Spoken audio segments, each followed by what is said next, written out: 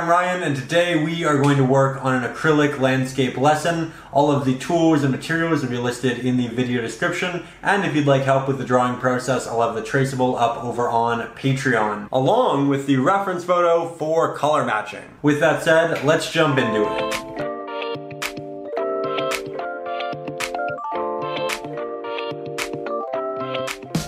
So, as per usual, I'm going to start with a slightly damp brush. I will grab some of our primary red, move that down here on our palette.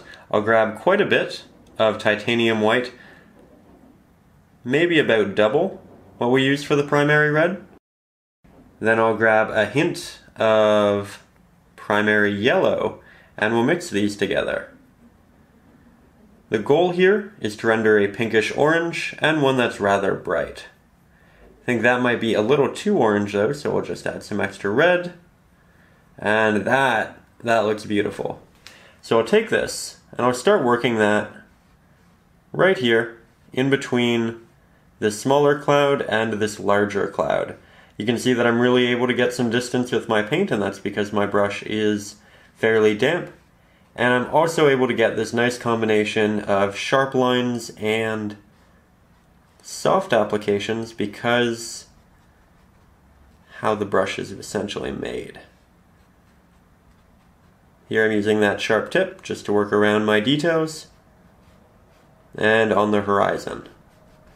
Now as I get closer to this, I'm going to want it to be slightly more orange, so I'll interject more of our yellow. We'll also brighten it, so more titanium white.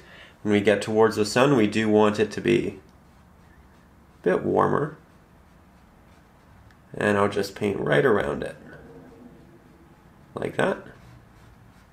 Fill in the large area by pressing the side of the brush to the canvas, and then when I get to these smaller applications, these detailed portions, I just switch to the front of the brush, just like that. Now we are working with acrylics, and acrylics are semi-transparent, and they are especially semi-transparent when we work with water. So I'm actually going to let this dry, going to clean off my brush, then we'll head back in and add a second layer and refine it. So our initial layer is dried, and as you can see, you can actually notice some brush strokes in here, and you can see the white of the canvas showing through, which is diluting our pigment to a point. It's making it look less saturated. So we're going to mix up more of what we had before. However, this time I'm going to make it slightly more pink heavy because I checked my reference photo and just looked a little bit more pink. So here I'm using less of our primary yellow in our mixture, and I'm mixing this new color right beside our previous one. That way I know that it is in fact different. Now I'm just going to quickly do a little test. And that is perfect. So now we'll start applying this on top of that initial application. Now portions of the orange will show through, just like the white of the canvas did, but that'll just make our color more diverse and interesting. So you can see I'm working my way around that edge. When I want to cover a larger surface area, I apply more pressure with my brush. And I'll grab a bit more water, just so I can keep the flow of the paint going. But now we'll start working in here. And again, as we get closer to the sun, we're going to build up those highlights, and I will interject more of our orange. Not too much, but definitely more than what we were using. Here you can see it's actually quite close to the initial mixture, which I do feel was correct. And then to transition it, we'll add more red.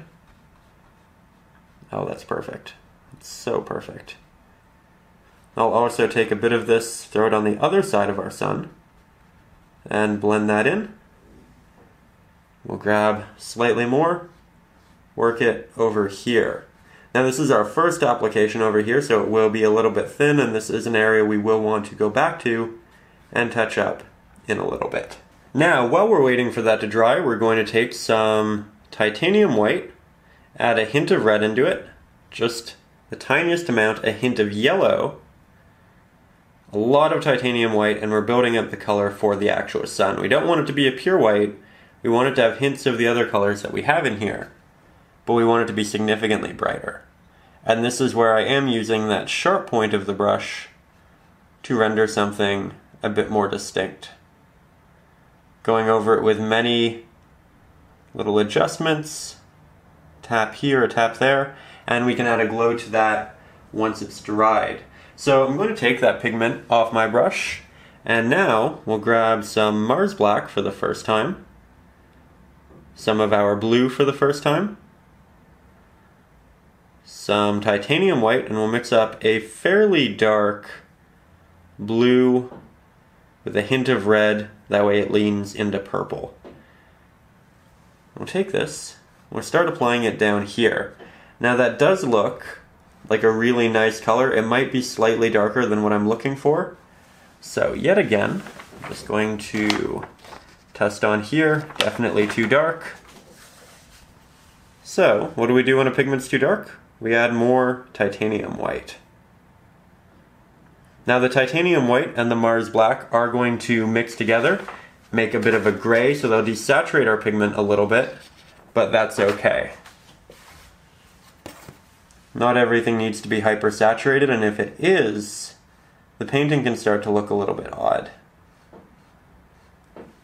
Just because the desaturated pigments are what make the more saturated areas really stand out, so it's all about balance.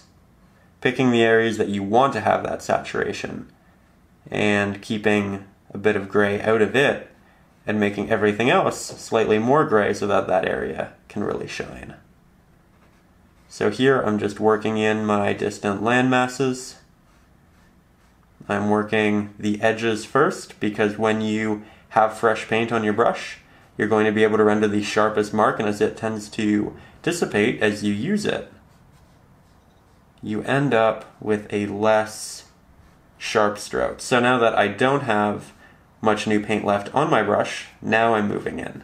Now I'm filling in these areas because I don't need that precise application. You also notice that I've been avoiding that initial darker area. That's just because I'm waiting for it to dry a little bit before I move on top of it. There we go. It actually gave us a bit of a gradient. It looks like the backing of this landmass here is a bit darker, and that adds some depth. So it all worked out in the end. There you can see that my stroke is a little grainy, so I'm just grabbing some extra water. That way I can have a sharp application right here. And finish this landmass off strongly. Can also grab some additional Mars Black, work that into our mixture, and then I'll just put this in the bottom left-hand corner, and then do a slight blend upwards. That way the top is brighter than the bottom. It looks like that light is shining over and creating this nice gradient and transition. Now, this should be dry. It is dry. Wonderful. So I'm going to take all of that pigment off my brush, make sure it's nice and clean. Then we'll come back, mix more of that. So red, white, yellow. Probably don't need that much yellow. We'll add more red, more white to work that back. Now I do need more yellow. It's all a balancing act, figuring out how to mix it. And there you can see we've remade that color. That's why I always like to mix right beside our initial mixture. That way I can see how close it is and make sure we're working towards the right thing. So that worked pretty perfectly. Now I think we'll get a bit closer and start working on the next step. So next we're going to head over to this cloud right here, and it's comprised of a grayish purple. Now if we look at our palette, you'll notice that we don't actually have a purple. We have a yellow, blue, red, white, and black. So what do? We take this blue, and I know it's a very dark looking blue. When it's condensed like that, it almost looks like a black, but when you thin it out, you can really see that pigment. We'll take some red. We'll go about half and half initially, because red and blue generally make purple. Different reds and different blues react differently though. This blue is significantly stronger, so we'll need about double that of red. And there it is, there's our purple. Sometimes you just need a different mixture. Now I do want this to be significantly more gray and bright, so I'll add a lot of titanium white just like that. Now we'll grab some Mars Black, mix that in there, and it's really leaning to the blue side, so I'll grab some extra red. There we go. Now, apply my first layer right in here. You notice with some of the pigments I test it immediately on the reference photo, with some I don't. This is just the base layer. I know I'm going to have to cover it up again, so I'm okay with placing this down as I'm pretty confident it's close.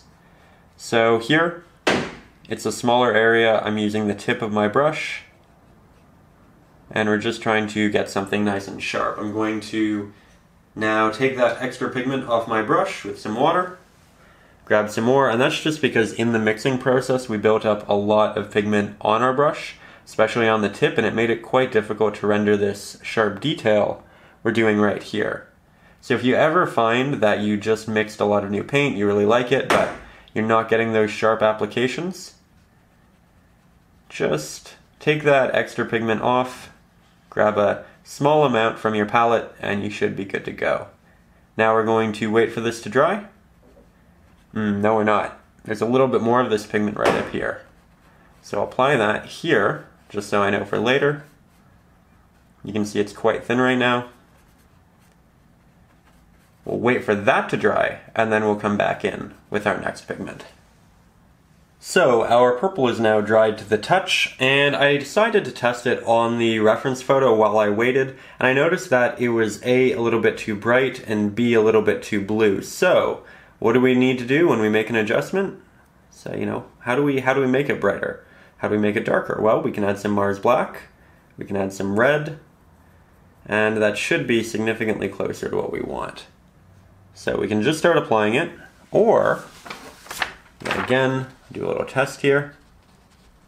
So much better. Okay, good.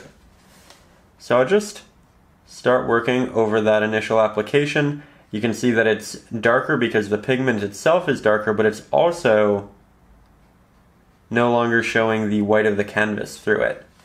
So a couple of things are happening there, all of which good.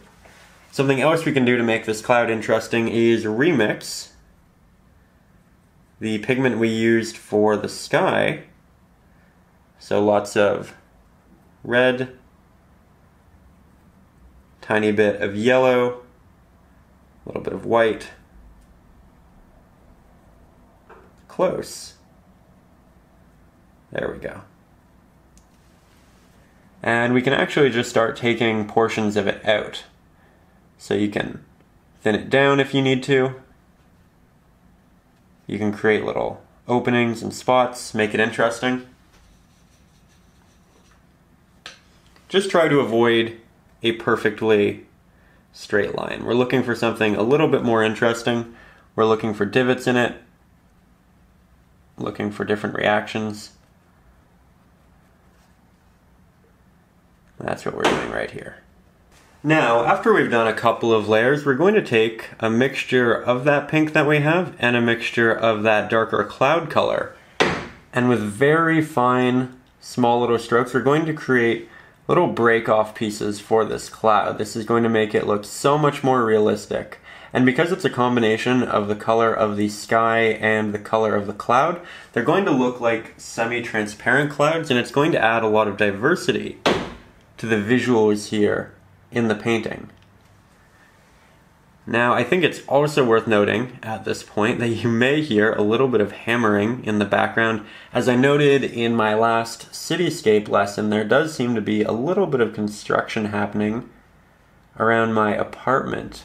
Not entirely sure how long it will be going on for, but if things get excessively noisy, I will take a break and we'll come back to it when things are a bit more relaxed. But just so you know, not a permanent thing, and we will work around it to the best of our ability.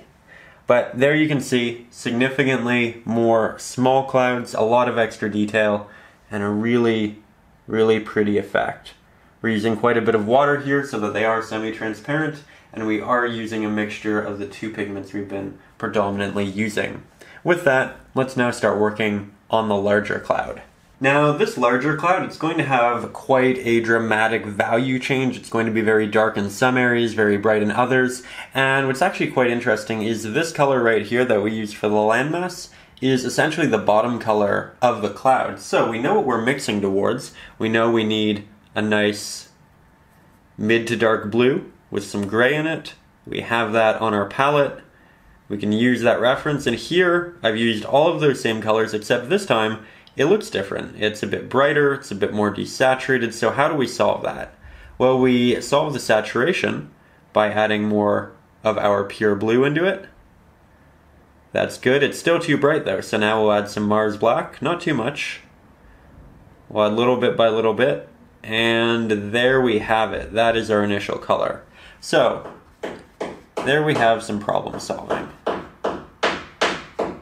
And some hammering. Apparently we're not the only ones doing a creative job today.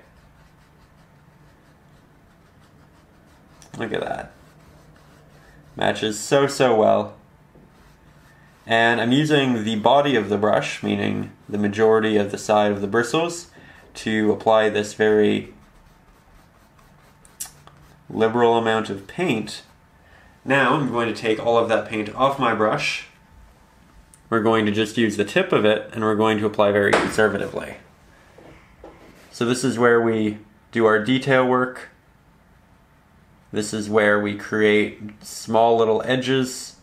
You can see how this portion protrudes out a little bit. This part will protrude down, and we're going to change the color of this because we're getting closer to the sun, but I do want this nice dark blue base to start with. And we work this over into that purple that we applied before. Now you can see that the more I stretch this out, the more thin it gets. There's a dramatic change between that, and that's again just because we have a damp brush, and it's a friendly reminder that we should consistently be going back to our palette and grabbing more pigment. That way we have a good looking base layer. Now there's only so much we can do here because it is so wet. We will need to let it dry for the most part, but we're off to a good start, and I'll just work this over here for now.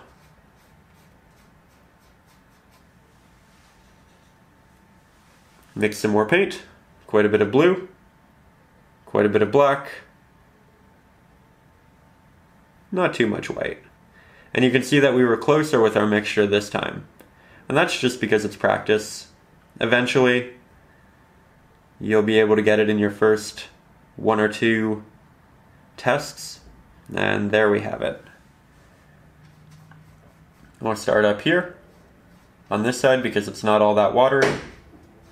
Don't need to let it dry to the same extent as the other side. You can see I'm still working around my sail, and we'll also start working up into the clouds like this. Now because I'm using quite thick pigment here, I have a lot of paint on my brush. I'm not getting all of these very notable brush strokes, but if you are, try moving your brush in a circular motion like this as you apply paint, because it'll be less noticeable. And when it is noticeable, it'll just look like built up form in clouds. So it'll be quite natural.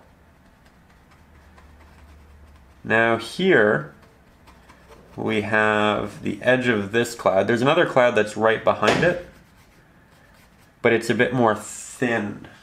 It's a bit brighter. So we'll grab some extra titanium white, work that into our mixture. It's not much brighter. We just need a subtle change. Work that along the edges fairly sharply. And then I'll work on this cloud.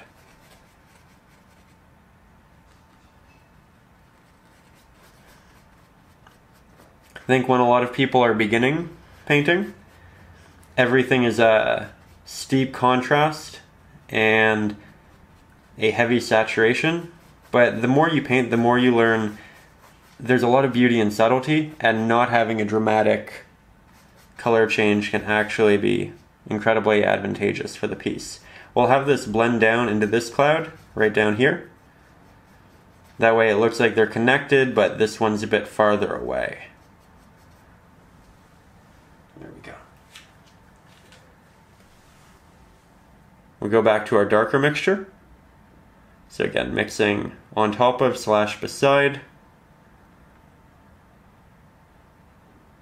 Need more titanium white. Made that far too bright.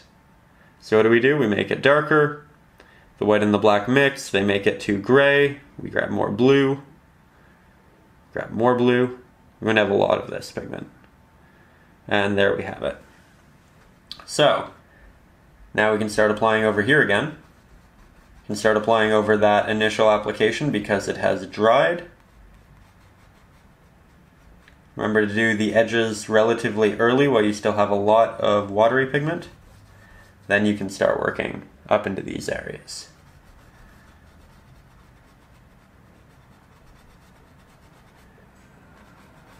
There we go.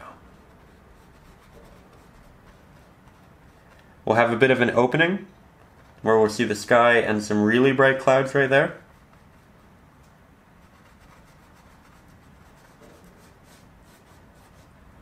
See if this is dry. Seems to be. So we can jump back here now. Now we've done a lot, and it would be easy to just look at the photo or move on and say, okay, you know what, we're on a good roll, let's keep moving. But it's important to continuously take little breaks, take steps back, make sure that things are working together. Because when we do a lot of work like this, we start to kind of focus on the details, and we can lose track of what it looks like as a whole. So I'm actually going to, after I'm done this, take a 2-minute break, take 3 or 4 steps back, look at the painting from afar, and make sure that it's all cohesively working together, that these blues look good with these, that this does look different from that, but not dramatically. And we'll go from there. Remember, if you want to avoid notable brush strokes that you don't want in clouds, work in these more circular strokes. So as I step back, I notice that I really do like the transition from these blues into these, but something that I did kind of get carried away with was building up this darker area right here. I was applying the paint, it was cathartic, it was fun, it was, you know, one of those things where you think you have a real handle on it, but I neglected a detail. So I'm just going to take some titanium white right now. And this isn't the color that it should be, but it's going to be a reminder for when I do add in the right colors that there's actually a real divot in this cloud, and it works its way right back here. There's also going to be an opening in the cloud right here. So these markings aren't meant to be the right color, they're not meant to be the right value, they're just meant to remind me that there's supposed to be something else there. I'll also do that right over here, as there's another little divot, and these openings are what give the piece a lot of life and interest. So, important to incorporate, and now we'll remember for later. With that said, let's jump right back into this and continue working on this larger cloud structure. So from here, I'm yet again making sure my brush is nice and damp, and I'm going to mix up more of this lighter blue that we have. So I'm starting with some titanium white, grabbing some blue, some Mars black, and look at that, we got extremely lucky. It's almost perfect, we need a bit more blue in it, but we are so close. And now, we'll take that pigment, and we'll do our second layer over this area right here. Being very precise around the edge of that, and then we'll do a blend down into here. Now this is going to be a bit more difficult because this is dry, so I'm just going to use a very, very soft motion, and I'm going to try to get the paint to go on in much more thin layers right here, so it's semi-transparent, and that way you get to see a wet onto dry blend. Just like that. So there's still that transition, there's still a blend, it's just done in a different way than our traditional wet into wet blend. From there, we can continue moving our way up. And if we're confident with our stroke, we're not worried about the pigment that we're using or how sharp our application is. We don't have to grab additional water for our brush. We can actually just continuously grab pigment, and that'll make our applications much more thick to the point where we might not even have to do 2 layers if we don't thin it out substantially on the canvas and drag it about. So here, I didn't grab more water from my brush, and I'm mixing a lot of paint because I know what color I want and I know I need to fill in a rather large area. So here, you can see it's incredibly thick and we don't have any issues applying it. Now if you look at the edge, it's a bit more coarse because we don't have that water. That's okay though, for now. Just building my base. Remember not to drag it too far, otherwise you will thin it out and it'll get toothy. See the canvas grain in between portions of pigment. Now we're moving up into this larger area. We'll blend back down into here. You can see that this is actually slightly brighter, and you want that. You want it to get slightly brighter the farther away we move from the sun there, because the sun's creating a really heavy contrast with these in the foreground, and the ones in the background have more light moving through them. So far so good. I am now going to grab a bit of water, take off a lot of it, and now we can do some edge work. Portions of our edges will have to be redone because when we do the sky here, we'll probably move on top of some of this pigment. That's okay. But we might as well get it as close as we can right now. So there are a couple pieces that jet out here. So I'm going to focus on them right now.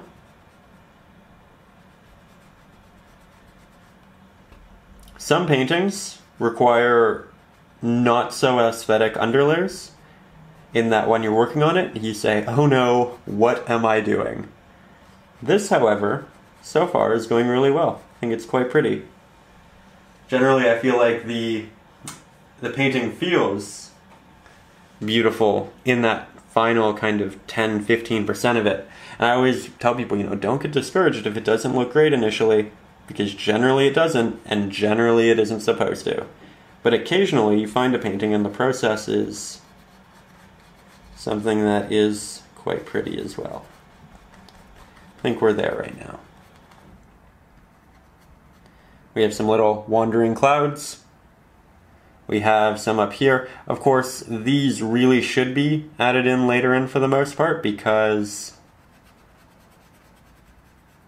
we are going to be painting the sky. We are going to go over most of them, but here I'll just map in a couple so you can see what we're eventually working towards. Quite pretty. There we are. So from there, we do need a transition from this into this. You can see this is much brighter. So we have this brighter pigment. Let's interject a slight bit of Mars Black and a hint more blue. Let's work that right here. As you can see, we captured our initial color rather quickly. And I'm trying to drag it out too far, so you see it's getting quite granular. Not what we want. Not what we want. You can see I left another divot there. And now we're blending it up into that initial mixture. I'm working in round strokes. And it is coming together. Look at that. Something to be proud of.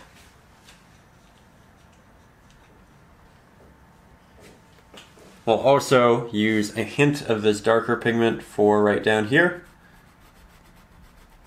We have quite a bit of water on our brush, so it's semi-transparent, so I'm able to get this really nice blend from darker into light, despite the fact that that is just about fully dry.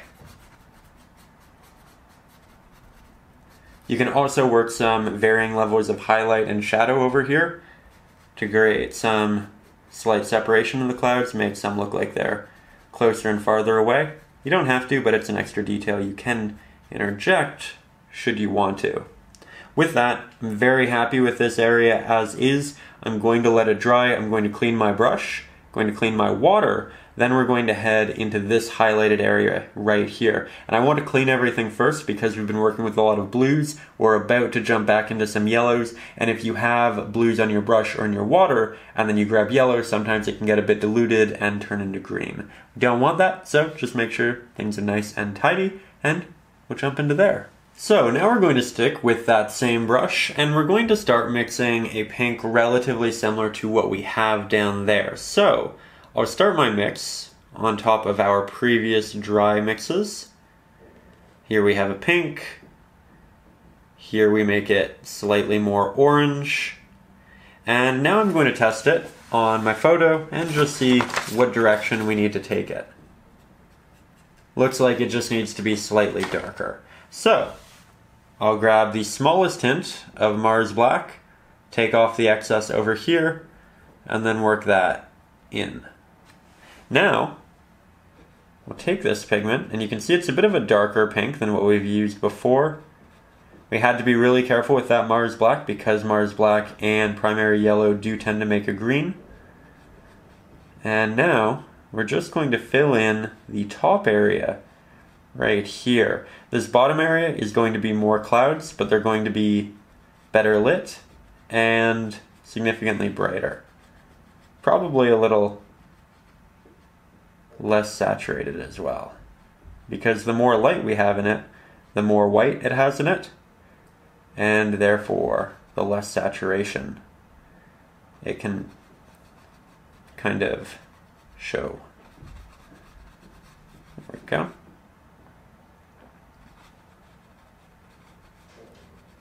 It's a good start. Now I'm going to clean my brush off, make sure it is ready for our next mixture, which will be that, but this time we'll take extra yellow, we'll take extra red,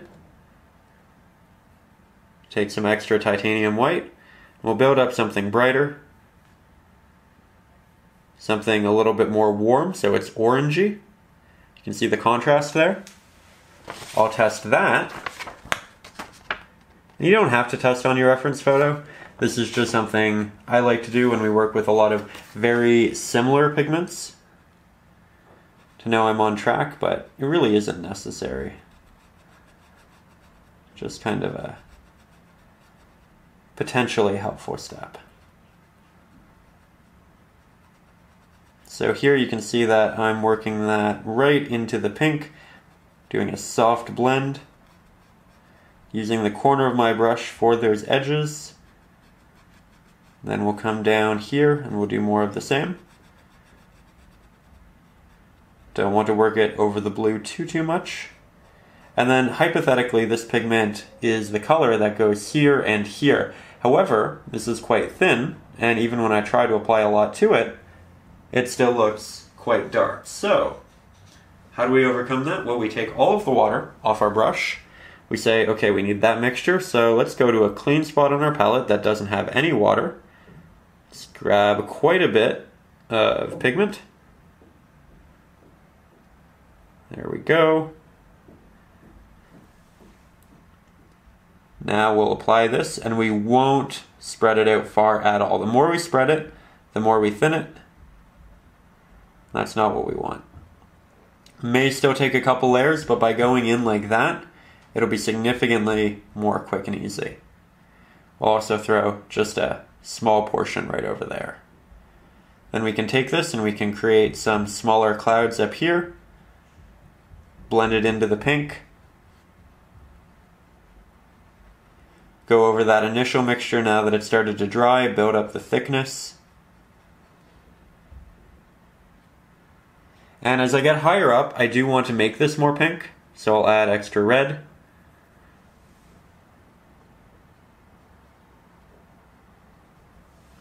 Make it even more pink again. Maybe slightly brighter, because every time we add red, we darken it.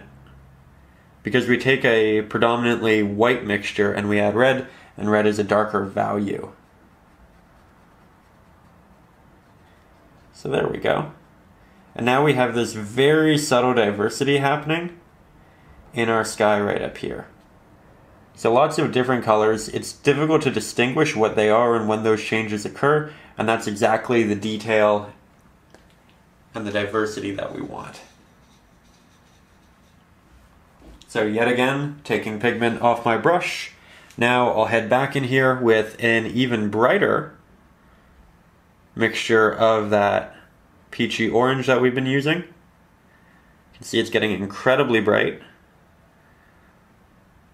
I'll saturate it a little bit more, which will take the brightness down, but there we go. And I'm going to place this more so at the bottom. And this is really the color that I want the sun to be. So I'll take this and I'll work this down here, and I'll start working it out from the sun. Going to make sure my brush is damp, that way we can blend wet onto dry, create a gradient, and this is where we create the glow for our sun. There you go. You can see it dissipating in all angles, all directions in that sky. Then we'll make it brighter again, more white. Add that to the middle. And we'll build this up a couple of times. We'll do this blend out a couple of times. There we go. You can see it's starting to feel really warm. I'm leaving some openings between strokes here. That way you get a bit of a hazy warmth effect. And we'll re-interject that circle once this is all dry. Right now there's a bit too much wet paint to really create anything sharp, and that's okay. There we go. So far, so good. Now, from there, I do want more of a darker purple cloud up in here, so we'll grab some blue, some red, slightly more red, titanium white, Mars black, and as you can see, this mixture is far off from our purple that we have here because it doesn't have enough red. There we go. Now we'll work some clouds in this area.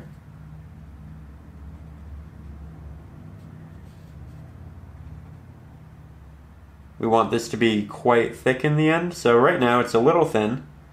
We can see the pigment underneath. Luckily it's not mixing. You do want to wait for that peachy golden orange to dry first before you really do this. And then you can take that purple and you can work it right around the cloud edges here and here. The light from that is going to make this all a bit more purple.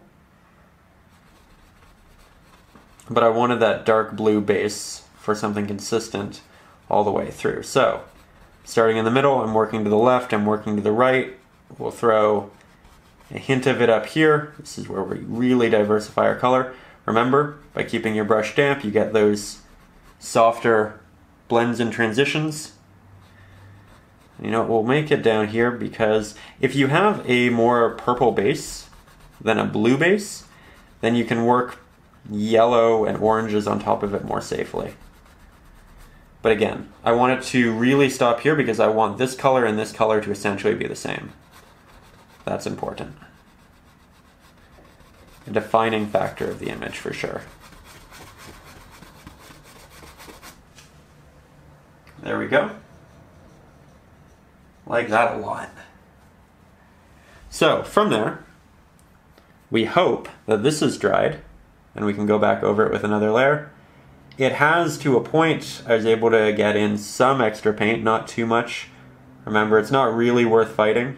If anything, right now I'm just touching up details. I'm not really building a more thick base. can add some smaller clouds kind of working their way through there. That's interesting.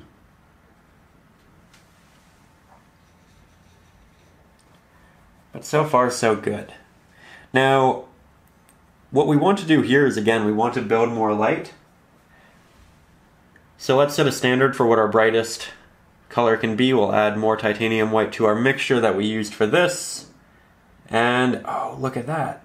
Yet again, we have a true highlight and some shape. We have some form for our sun. So now we're going to build more of a pinkish red for the light to work its way up onto these clouds. So I'll start with some of our red, grab about a quarter of that in our yellow, quite a bit of titanium white, like that, maybe some more red. Now hypothetically we're lining the edge of this and we're trying to make the cloud almost get lost into the sky. So I start applying that and then I say, you know what, let's make sure. That is miraculously close. Wow, okay. I honestly didn't expect that. That's wonderful.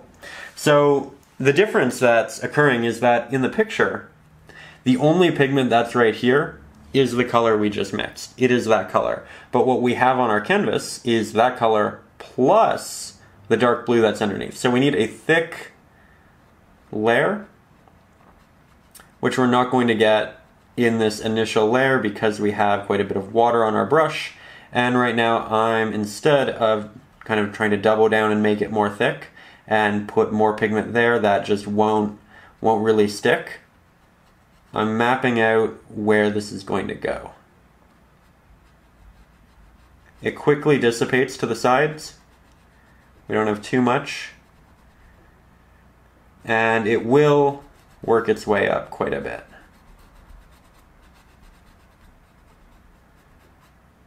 We'll have some in here, for sure.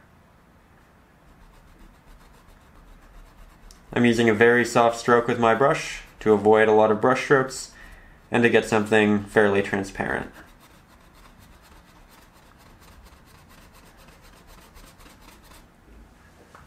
It's a good start, and you can kind of feel a bit of a glow from it, which is what we wanted. We're also going to take that and we're going to line the bottom of this, and here you can see that the highlight and the highlight actually touch. This is where the magic starts to happen. Now we need that, but so much more thick. So let's actually take all of the water off our brush. Just wipe that off right now. Paper towel, painting cloth, whatever you're using. Then with a dry brush, a lot of titanium white, a little bit of primary red, even smaller amount of our primary yellow, and we're rebuilding that pigment right there. So I have a bit of it off to the side. I know what we're working towards, and there we have it. So now with this thick pigment, we go over this area again, go over this area again, and as you can see, where in the past, when we eliminated all water from our mixture and we just worked up this way with our blue, we were able to get that pure blue with nothing showing through. However, these pigments just aren't as thick, and I'm not going to get it on the first time. It's also harder to cover up a darker base layer than it is a lighter one. So here, we're just applying that pigment, accepting that we're going to have to do yet another layer, and working it up in all directions so that it continues to dissipate. Taking all of the pigment off my brush, working with a damp brush now, and just working that pigment out a little bit. It's a bit too much water. Taking that water off my brush now, I'll work with the pre-existing water. And again, circular strokes. A lot of trial and error happening here. It's how it's meant to be. We will get to that destination though, don't you worry.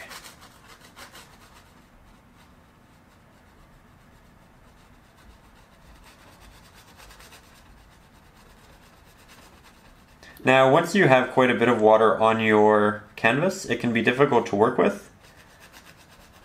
So after this, I'm actually going to advise that we put the brush down for 10 minutes, let this all dry thoroughly, and then we'll come back into it and continue building up our glow. But you can see right along that edge, that's what we want. It's there, we can see it, we know what it is. We just need to put a little bit more time and be patient. So, let's take a break, maybe have a snack, have a drink. Remember, we stay hydrated, we stay creative, and then we'll get back into it. So now, yet again, we're going to jump into this. Same brush. Our paints have probably dried by now, so we're going to mix more on top of that previously dried mixture. As you can tell, this one is quite a bit more white heavy than our previous attempts, so we'll just tone that right down, add some more red, and I'm adding red at a slow pace. I'm adding yellow at a slow pace, and that is so close. And that looks like what we need. So, now we'll head back in, round 3. And this is where it happens. You can see I'm leaving a slight shadow right there for the top of the cloud, essentially the other side, and it's going to be darker because only so much light can work through this cloud, and eventually an edge of it, that edge, is going to be darker just because the light can't get through that much. Now, because we're not working with water here, we have to be extra careful with our applications to make them sharp. And then as I move into the dry paint, I use less and less pressure. There we go. Now we'll start moving up.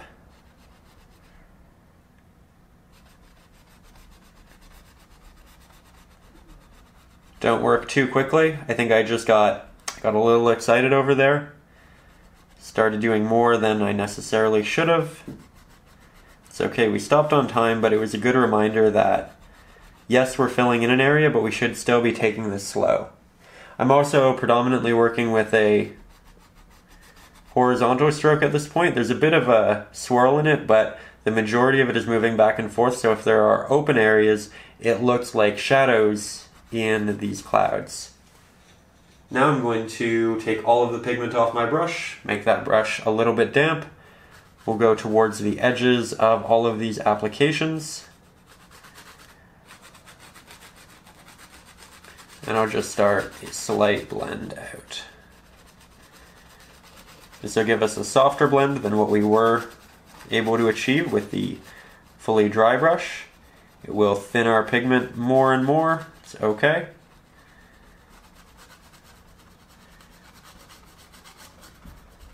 There we go. You can see I'm actually just using that same pigment over these two.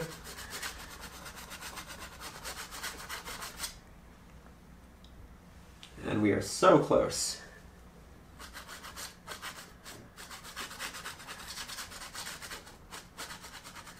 Bringing the smallest hints of this pigment over out to the side to make it nice and cohesive. You can even grab slightly more.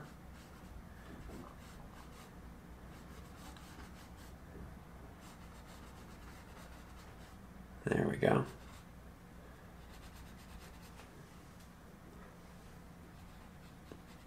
You also notice that I'm holding my brush differently. This is a bit more of a loose style than holding it like a pencil. In a lot of academic settings, they'll actually teach you to hold a brush like this. Lets you paint from a bit farther away. Lets you move a bit more naturally from the shoulder. It's something that I did a lot of, and I think that it has a lot of benefits, but I also think painting in a more natural way of holding a brush like a pencil can also be advantageous. So try these different things and then do what works for you.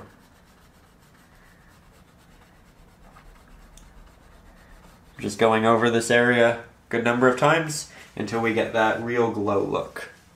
I'll also take more of that pigment. I'll head up here work my edges like that. And then we'll do a slight blend up. I want it to be semi-transparent though, because I do want there to be a distinction between the sky and the highlight I'm currently applying. If you apply too much and it's relatively watery, you can take your finger and just kind of scrape it off like that.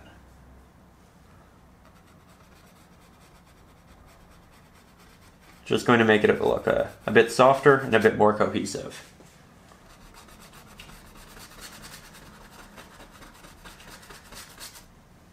There we go.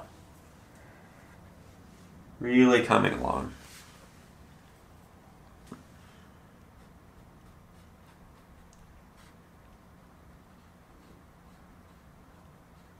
When you're doing this, make sure that you don't leave a darker edge. No, that's another thing a lot of beginners tend to do. There kind of ends up being this outline, as if it's a drawing. But in painting, there really aren't outlines. There's differences in value, darks and lights, gradients. So just make sure that you avoid those darker outlines. And if you need to, you can extend the edge of a subject slightly to make sure that it's covered. There we go.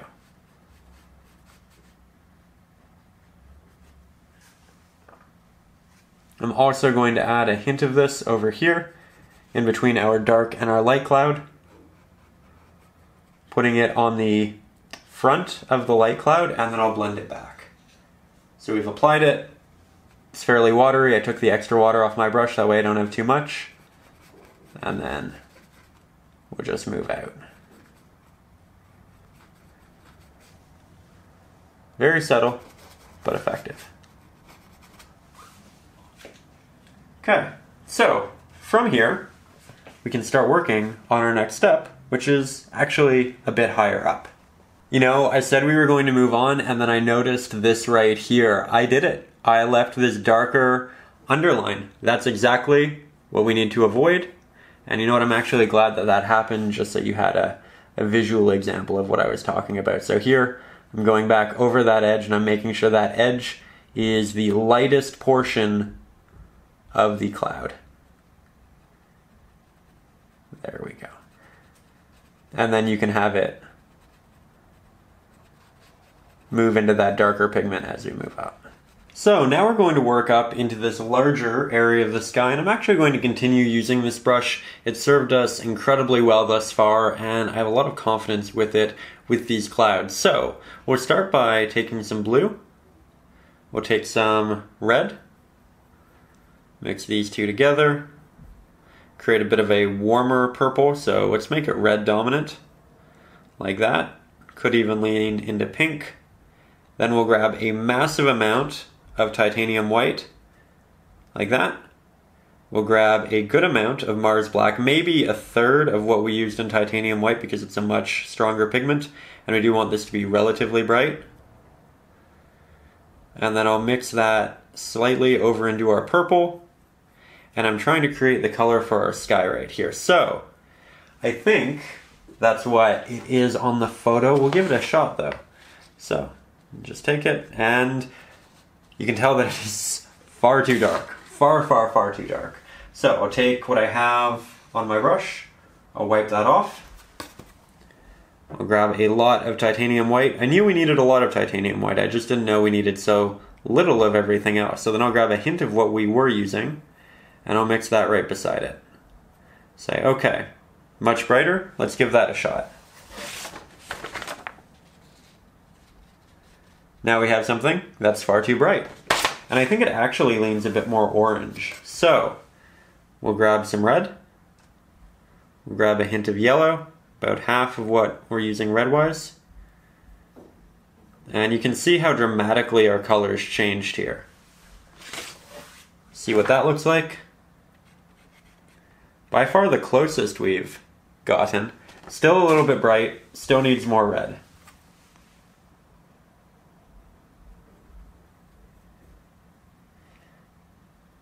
Add a hint more black, and you can see just how strong that black pigment is. We need significantly more white now, probably more red.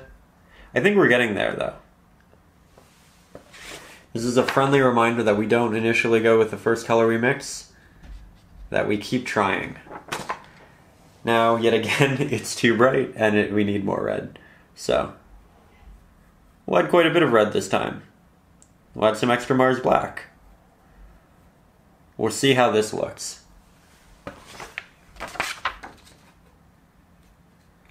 There it is. Okay, we finally found it, the color we want. That's exciting. So I'll start working that along our edges initially. In between these clouds we applied quite a bit of detail with actually. And we'll start working that out over here. I am fully cognizant of the fact that we will probably have to go over these clouds again. That is okay. Just be as delicate as you can be. And now that I have the majority of my edges, I can use the side of my brush. Should be a little more careful right there. And I can work that out around the mid area of the sky. That said, this isn't going to be the only pigment we're using though, so I'm going to stop it right about there. Gives us enough to mix with and transition. I'll also work on top of this cloud. Because it's so dark, we'll still see it through this initial mixture, and we'll know where it is. Worked well. We're also going to take a hint of it and work it down into here. That way we have more of a transition from one piece of the sky into the next. So, from there, we are going to take that pigment off our brush, and now I want to mix what we have in the middle of the sky, which looks more blue to me. So, that's our initial mixture. Let's take some blue, work that in, test it. Let's see if it's that easy.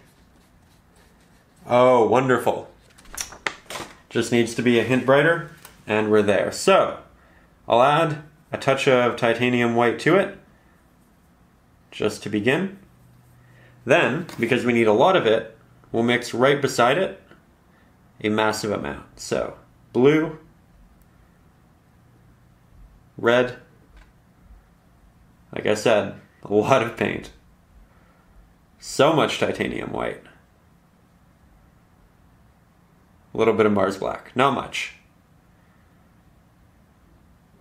You can see it's significantly more saturated.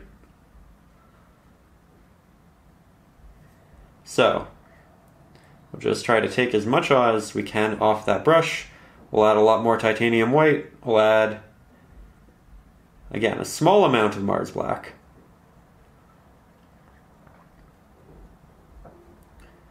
You can see on the edge we're getting close.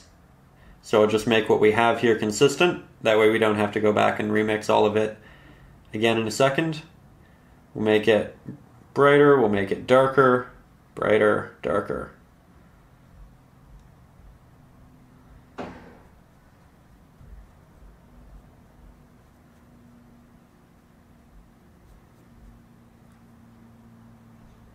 And brighter again. And brighter again. Patience is so important when mixing your colors.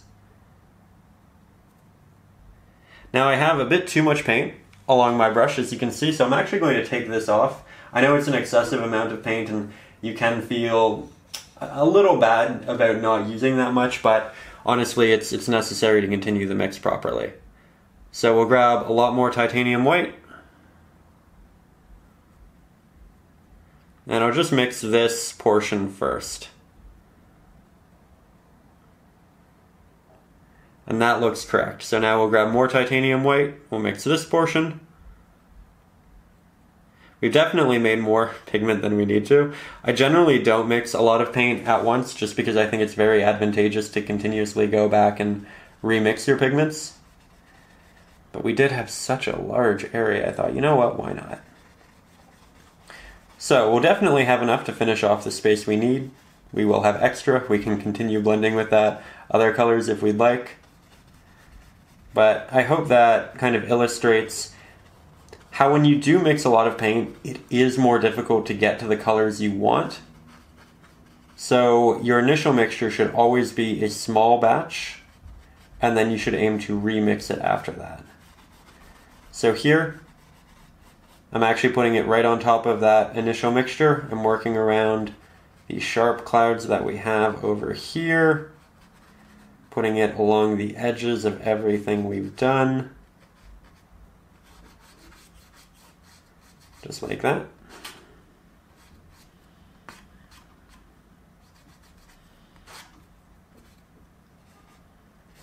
And then I'll move it up just a bit.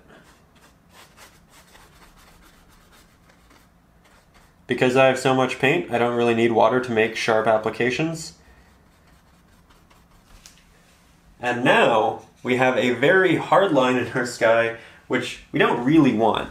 So what do we do from there? Well, we'll take more titanium white. We'll take more red.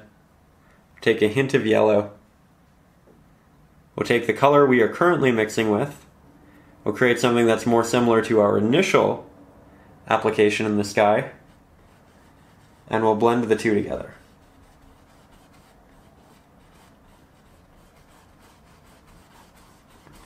We want a fairly smooth transition between the two. You can tell that this is a little bit less pink, leans more towards purple than our initial color, but we can re-interject that red in just a second. Because we're using so much paint, our layers are quite thick, which means that they're going to stay wet for a longer period of time, which is actually pretty great when you're working on a larger sky like this.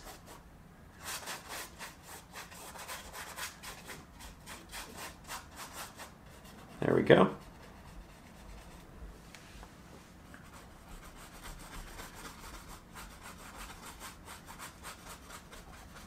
Remember to use soft strokes to avoid harsh brush strokes.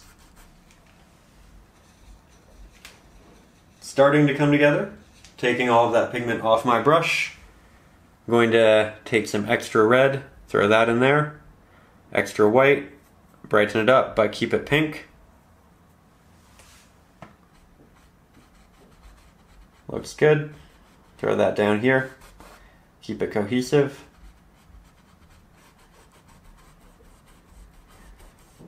Then we bring that up.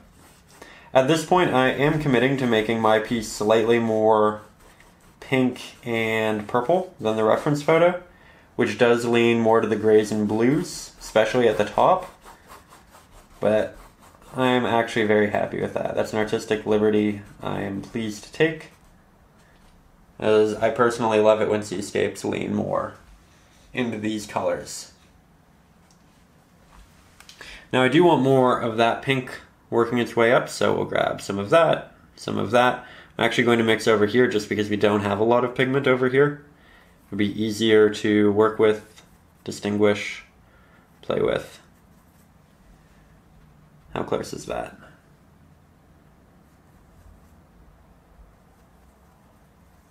How close is that? It's nice. Good orange. So lots of trial and error. I think a lot of great painters actually spend more time mixing than they do painting. Color mixing was something that was initially really difficult for me. I was great at drawing. I felt like I could wrap light around subjects, I could do blends and all of the different applications well. But the last thing that I really needed to learn, and I needed to put a lot of time into, was color mixing. And I know that initially it can seem frustrating, and it can seem time consuming and you want to make that paint and you want to throw it on the canvas, but it's so important that you do those small mixtures first, and then you can mix a lot more of it. By mixing it twice, you make sure that those ideas really stick in your head. That way, the next time you go and you paint, you say, oh, well, you know what? I do know how to mix that color. I did it a couple times. I'm ready. You can go into it with confidence. You'll pick up on it much, much more quickly. So test your colors. Don't go with the first one you mix. And play with it until you have something you like.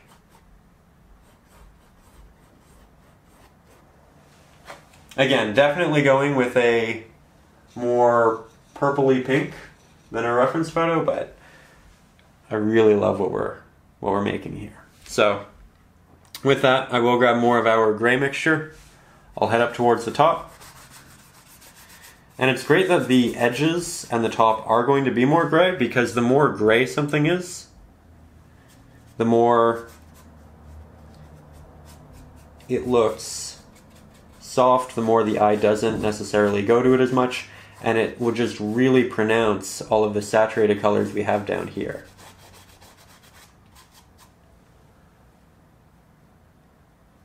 We may actually end up using all of this after all.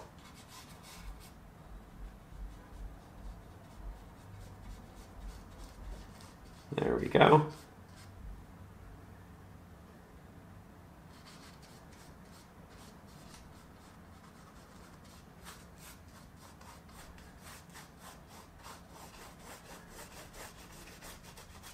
Then we'll try to do a blend right back down. So while I was finishing that blend and waiting for it to dry, I realized that I actually missed this area, and this area right here. So I took these same colors that I was using in the sky and filled those in. Yet again, it's one of those things that, you can do once with a very thick application, or you can do twice with a slightly more thin application. Really, it's up to you and how you like to work. But with that, our sky is now dry, so I'm going to mix up some of our pink that we have right down there. So I'll start with some primary red, a lot of titanium white, not too much, but a bit of our yellow, and just like that, we are so close. Remember, the more you do this, the quicker it will be. Just bouncing back and forth. I think it needs to be a bit warmer. Now I think it needs to be a bit more peachy, a bit darker, and just by adding red we will make it darker because red is a darker value than the white, and just like that we have what we want. So with this, I'm now going to head up to the clouds that we have over here, and I'm going to start working on the edges and their base. Now these clouds are going to be continuously changing. They're going to be fairly diverse. And that means that some of them are going to be more dense than others, and some are going to be a bit more transparent. So, what we're going to do is create a simple base for all of them with this pigment, because they're all going to share it. And then we're going to go back inside of the ones that we want to be more dense, more thick, and we'll add in some additional pigments. So, I'm going to go down to there with this one, and I will definitely need to go over a lot of this a couple of times. I'm also going to have a cloud that kind of comes out here. I decided not to draw in all of the clouds initially, just because I knew some of them would be covered up when we were painting the sky. And I also decided to paint over some of our drawn-in clouds just because it was an easier process to paint these in a little bit later than avoid them in the larger sky process. So we're just throwing that on, and here you can see an interesting contrast between this and this. Same pigment, but because this has a white backdrop in the canvas and this has a darker purple backdrop in the previously applied pigment, they look different. So that's just something to remember when working with acrylic paints and thin acrylic paints, that layering and what's underneath really does play a massive, massive impact in it. So, we went around those edges. I'll work this inside. Remember, this is more of a dense cloud, so it will have eventually a darker middle, but not quite yet. We have a horizontal cloud here, which will be this color, so it'll tie this top area of the sky down into that one, make it nice and cohesive. And I just about ran out of pigment, so we'll go and we'll make some more. We have quite a bit here, but a lot of it is white and not fully blended yet. I'm also trying to paint from a little bit of a distance here, so you can see these clouds work in conjunction with the rest of the painting because it is a bit farther away and we want to make sure that it's cohesive. So rather than looking at it as a very small individual piece of the painting, we're looking at it as something that connects, something that works cohesively. And working from a bit of a distance can really help. Again, by holding your brush like this, you can really hold it from quite far away, get a more loose look, which can actually be great for clouds. Another thing beginners tend to really have a hard time with is continuously making subjects look original.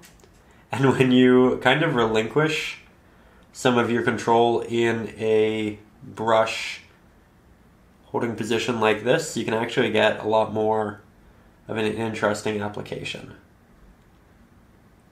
There we go. So there are a number of benefits to painting like this.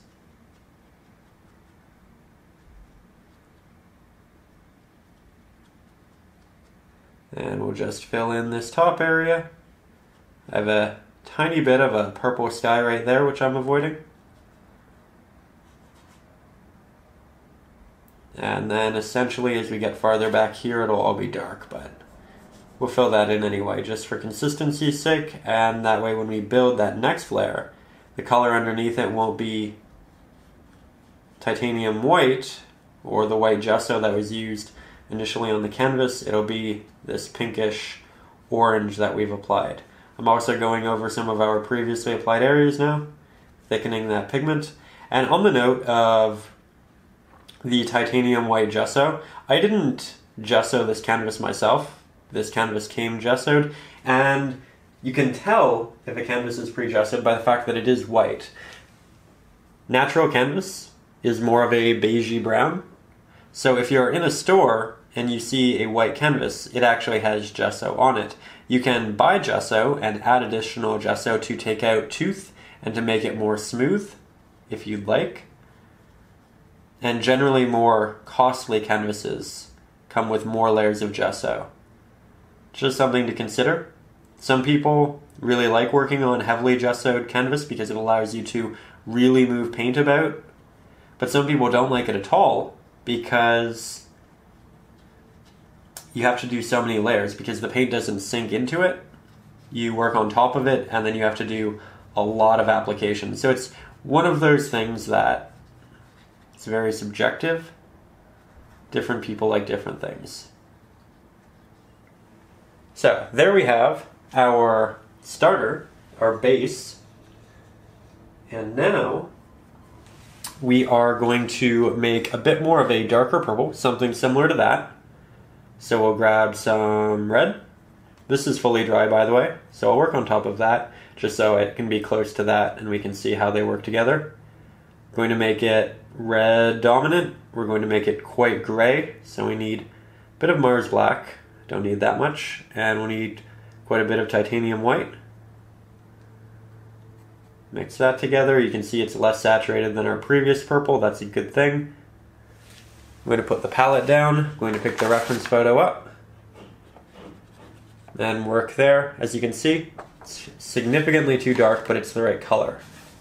So, more titanium white. Just like that. And we'll test it. Much, much better. Could use a hint of extra color now because the extra white and black desaturated it, but that's easy to do. We just take some red, we take some blue, and I can trust that this will be what we need. So now I'm going to head back in the middle of my cloud, and I'm going to leave some of that pink around the right hand edge. I'm going to start working down, saying, okay, what areas of this cloud are going to be the most thick? So far so good though. I like this a lot. And you know what, I'll get you a bit closer because this is more of a detailed application. So, as you can see, we are just continuing, keeping the edges slightly more pink, that way it does look, and I know this is contrary to what we were talking about earlier, but it does look like we have a slight outline of highlight. And then I'll go over those edges again once I start to run out of paint and soften things, get a bit of a blend going. So you know what,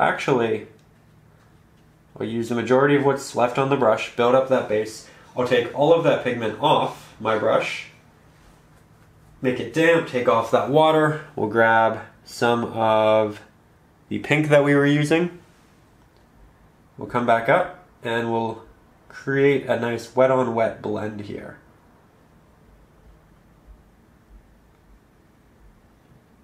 That way we have a transition. It looks like the edges are more thin, a lot of light can work through them, but then it quickly gets thick and that light no longer passes through with ease.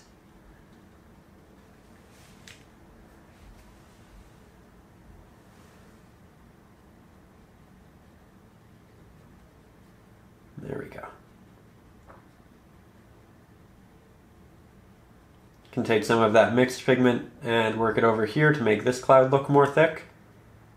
The majority of it at the bottom is going to be bright, where just a hint, a line at the top is going to be bright. That way it looks like the light is hitting the bottom of the cloud and then there's just a little bit wrapping up over the top.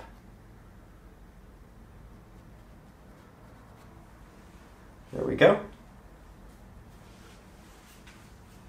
Now, initially in the painting, we talked about how some subjects are going to look not fantastic in their initial stages, and they're going to take some extra work. This is one of them.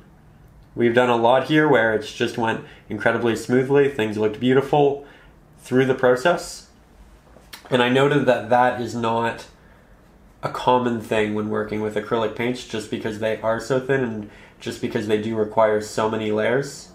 Generally the beauty in the painting comes a bit later on, and we were getting quite lucky before. And this is where that becomes very apparent, because this is a cloud that does require a lot of layers and a lot of work. So, don't get discouraged through this one. Recognize that this is just how the process is meant to be. We will get it the way we want, and it will look just as good as the rest of the piece in the end. Going to work quite a bit of this pigment down here.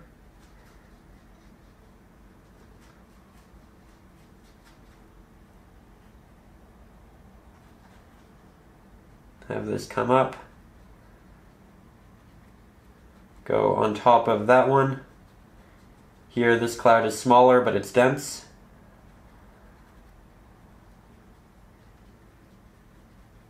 And then we can see a hint of the pink right behind it. Then we're also going to have this cloud, which will be more blue and dark, but we'll get to that in a second. I do want more of this to cover up this area, because that first application, of course, was quite thin.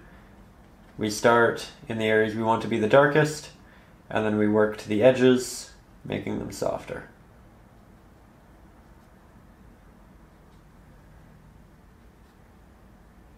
So far, so good.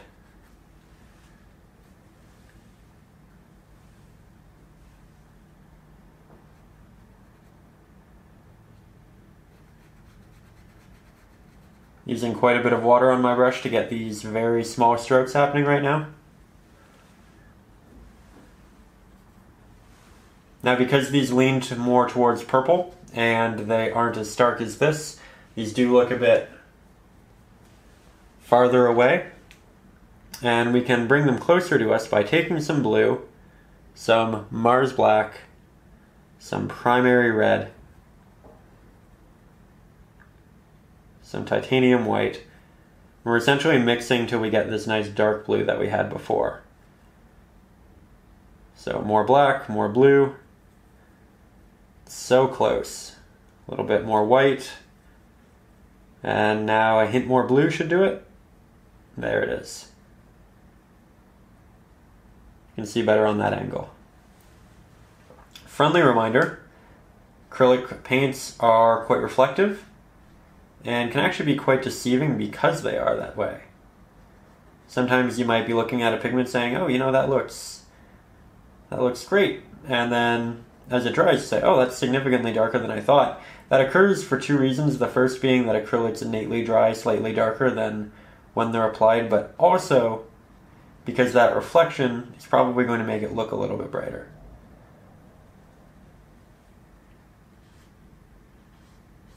Here we're working this darker blue up here. We'll cover some clouds, create a really neat formation. And you notice that all of these clouds are just so different. That's really how you're going to build an interesting sky. An amalgamation of varied clouds. We're not doing the same cloud over and over again, and we're not trying to make it look cartoony. We're continuously having it evolve.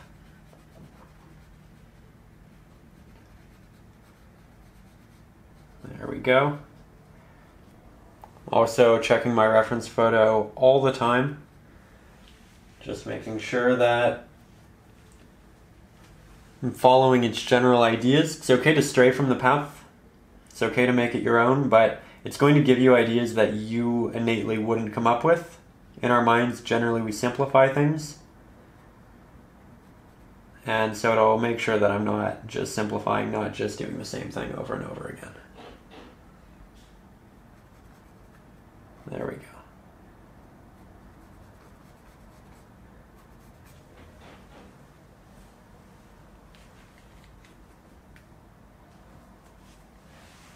I think what we'll do is we'll let that dry for a couple of minutes.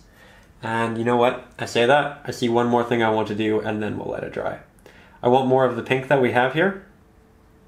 So red, yellow, white. More red to make it darker.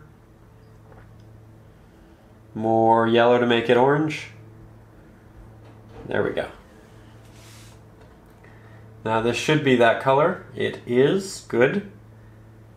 We're going to have another cloud, semi-transparent right there. And then we'll have a bit of a more elongated cloud right here. Of course, the paint is semi-transparent, so you can see the color underneath showing through. That's okay. I'm just going to take this and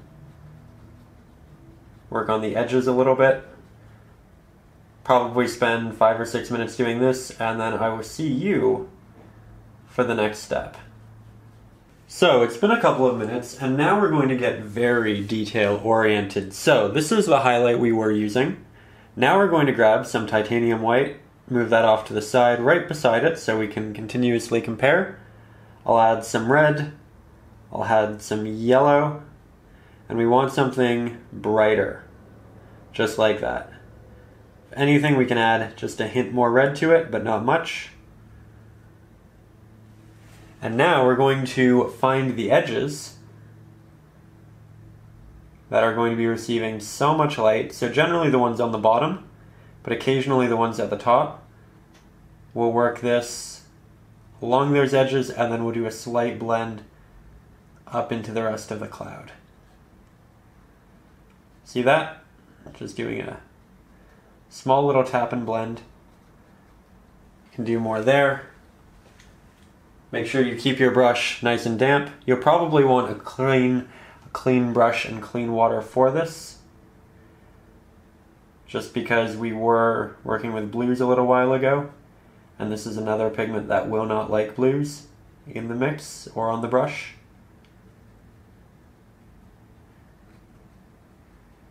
So this is just going to add another color, another element of depth. We're wrapping more light around the subject with a different hue, which is going to make it more diverse and interesting.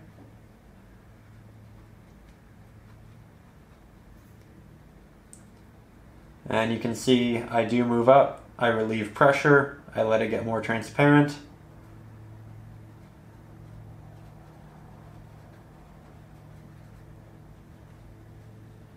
And that way it doesn't look like we have any flat pink anywhere.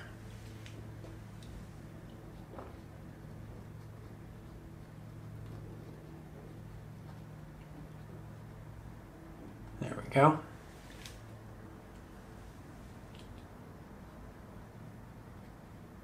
Now our pink moves into a darker color and value in the purple, but it also has a lighter value and a lighter hue to move into.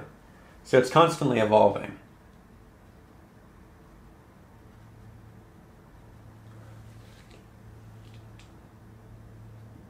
You can see I'm going over this a number of times because, of course, it is thin. Will need to be built up.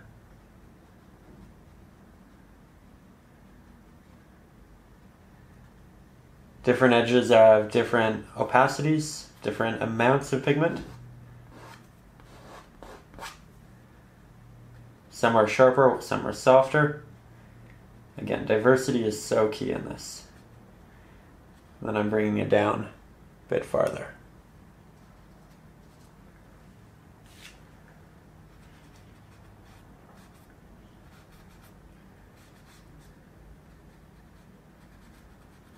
Good. Really good.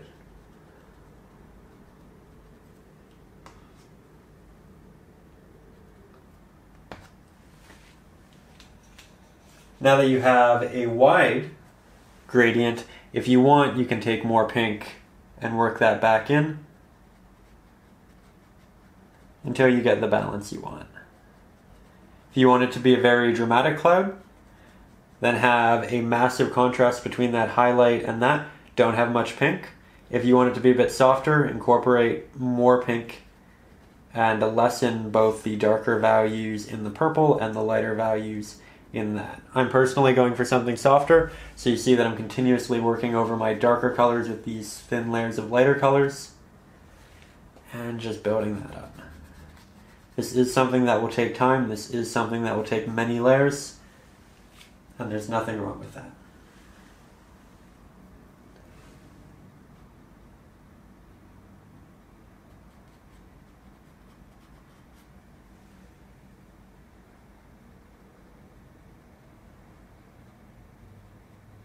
There we go. So now we're going to take that same brush and head over here to the left-hand side. The right-hand side. This is the right-hand side. I'll take some of our blue, I'll take some of our Mars black, some of our red, but just a hint, we don't want much, and some titanium white.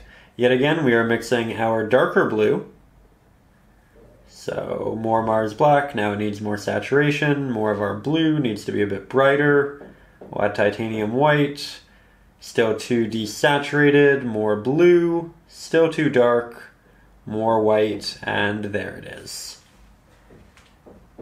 Hopefully those abbreviated thought processes kind of help you figure out how I think about it when I'm mixing color. Again, just asking, is this color too bright, too dark, too saturated, not saturated enough? And you ask yourself those questions over and over again, and you continuously mix until all of them are, yes, that right there, that is what I want. That is great. So I will paint these clouds in like this. You can see some of the edges are a bit more transparent. The bodies are much more thick. I used the corner of the brush for all of the really detailed areas. However, However, this is important. As you can see, part of that sky, I decided I didn't want to cover it up with clouds, just because I liked the movement down and inwards. So I still have some of my sky color because we mixed a ridiculous amount. And when you do that, generally the inside of the paint remains wet. So I can just grab this, but if you don't have any left on your palette, you just need to remix that middle sky color. Again, we mixed a lot, so you should have a large area on your palette to see what that looked like. But here you can see I'm just working my way around our new cloud, making sure that there isn't any canvas showing through. And occasionally I'll also work into the cloud. It'll give me some softer edges, and that can be a nice look for portions of it. Just like that. So, it's a good start right there. Now, I want additional clouds like that right down here, but I want them to be a bit brighter. So, I'll take some of that pigment that we have, grab some titanium white, hint of red, just make it a more cohesive color with the rest of the piece. And I'll leave some openings in between portions. Make it smaller, then make it bigger again. Make it really small right here, and then larger right here. So, as you can see, I went ahead and threw in a couple of additional horizontal clouds there, just trying to add some extra detail to balance this side of the painting. But if you look at both sides, you'll notice that this side has quite a bit of pink, and this side is relatively void of it. So, we're going to add some over there, balance it up, and that means mixing more of this color we are incredibly familiar with, possibly while there is drilling in the background. We'll see. Always quite funny because these seascapes, I think they generally elicit these very calm, relaxed emotions. You know, you can kind of just sink into them, and then all of a sudden, power tools. Adds some comedy to the process, I think. But again, if it gets too bad, I will cut, we'll take a little break, and then we'll come right back to it. But here, as you can see, I'm working in some of these pinks in between these clouds, and we'll also extend some outwards as well. So we're just trying to work back and forth between these darker applications and these brighter ones. Going over a lot of the edges very softly once I have my main application in, that way it's a bit softer, a bit more feathered, and it looks farther away than what we have right there. So we're not going for anything high contrast, we're just aiming for subtle. So as we take a step back, we can now see an almost entirely finished sky, and it's actually just about half of our painting, so we are getting there. However, all we need to do now is work on the sail right here, and I do want to do that next because I want to put in a dark base layer for our boat, which will allow us to work a bit more with a rough stroke here in the water, at least initially, because if we do go over our paint here, we'll probably still see that boat because it'll be such a dark pigment. So next we're going to hop right into that and continue applying some very sharp lines. So I'm actually going to continue here using the same brush, and we're going to see how much of this painting we can do with it, because as I noted initially, it's incredibly versatile, and I think that we'll get a really consistent look by working with the same brush for the majority of it. So I'm going to begin here by taking quite a bit of our blue, about an equal mixture of Mars Black and a hint of titanium white. We're going to aim to make our darkest blue yet. There we go. And now I'm going to take all of that pigment off my brush, all that we use to mix, because that can build up and stop us from rendering sharp marks. Now that I have a clean brush, I'll grab some of that pigment. I'll come up to the top, find a good angle for this, and I'm using my pinky finger and part of my hand to ground my hand on the canvas. That way I eliminate some shake from my application. Now I'm going to make a myriad of strokes downwards until I eventually get to the base of the sail, which is right there. I'm going to work my edges first. Rotate my hand a bit. You will find that different positions for your hand will make applying these pigments significantly easier. I do recommend moving about, trying different things, and getting it exactly the way you feel most comfortable. I am slightly limited here because I don't want to be in the way of the camera, but you should have a bit more option, and therefore probably render slightly sharper marks than I am here. I might go back over this a little bit later with the camera off just so I can clean up a bit of these lines, but I want the first application, or really the first couple of applications, to be with you. That way you know exactly what we're doing, why we're doing it, how we're doing it. And here you can see I am just moving into that sail. It's very transparent. And what's interesting about this is that it actually shows us what this will look like essentially if we do have those pinks and purples. And I think it's quite beautiful. So later, once we're done this more silhouetted look, we will go back into it with some additional colors. But for now, what I'm really looking for is a nice dark base layer. That's not a pure Mars black. Still want it to have those blues. Still want it to be nice and cohesive with everything else. Again, I'm just trying to move around, find the best angles. And there you can see a slight bit of white on the canvas. I'm not going to move the sail out on top of that. I think that's the easy answer. Well, we can just cover that up with the pigment on the sail, but it's not the right pigment, and it's going to change the shape of the sail, and in turn we'll have to make it taller so the peak maybe ends up there, and then it kind of gets lost and there's other dark values. I like that right now the peak is in a brighter area, therefore it can really stand out. So there we have layer number 1. Layer number 2 starts down here, connects to right there. So we will make sure our brush is nice and damp. And right now we are just painting a line.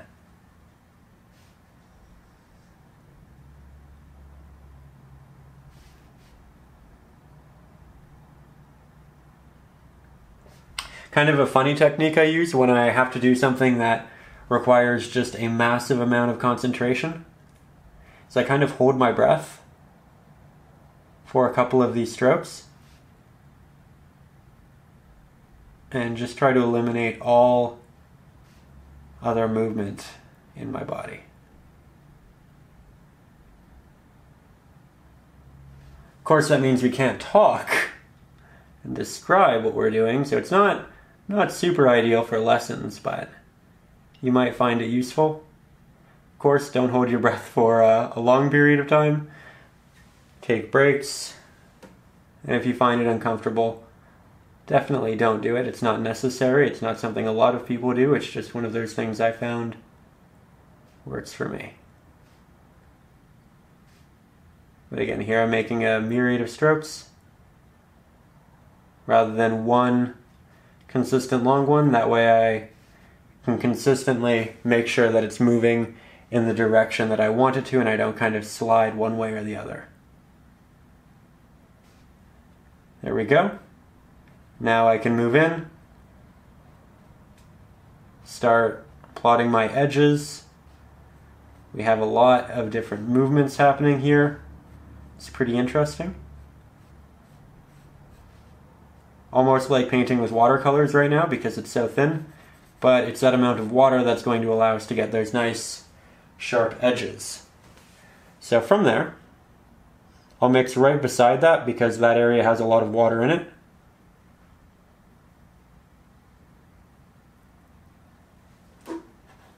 And now we can go in with that much more thick application.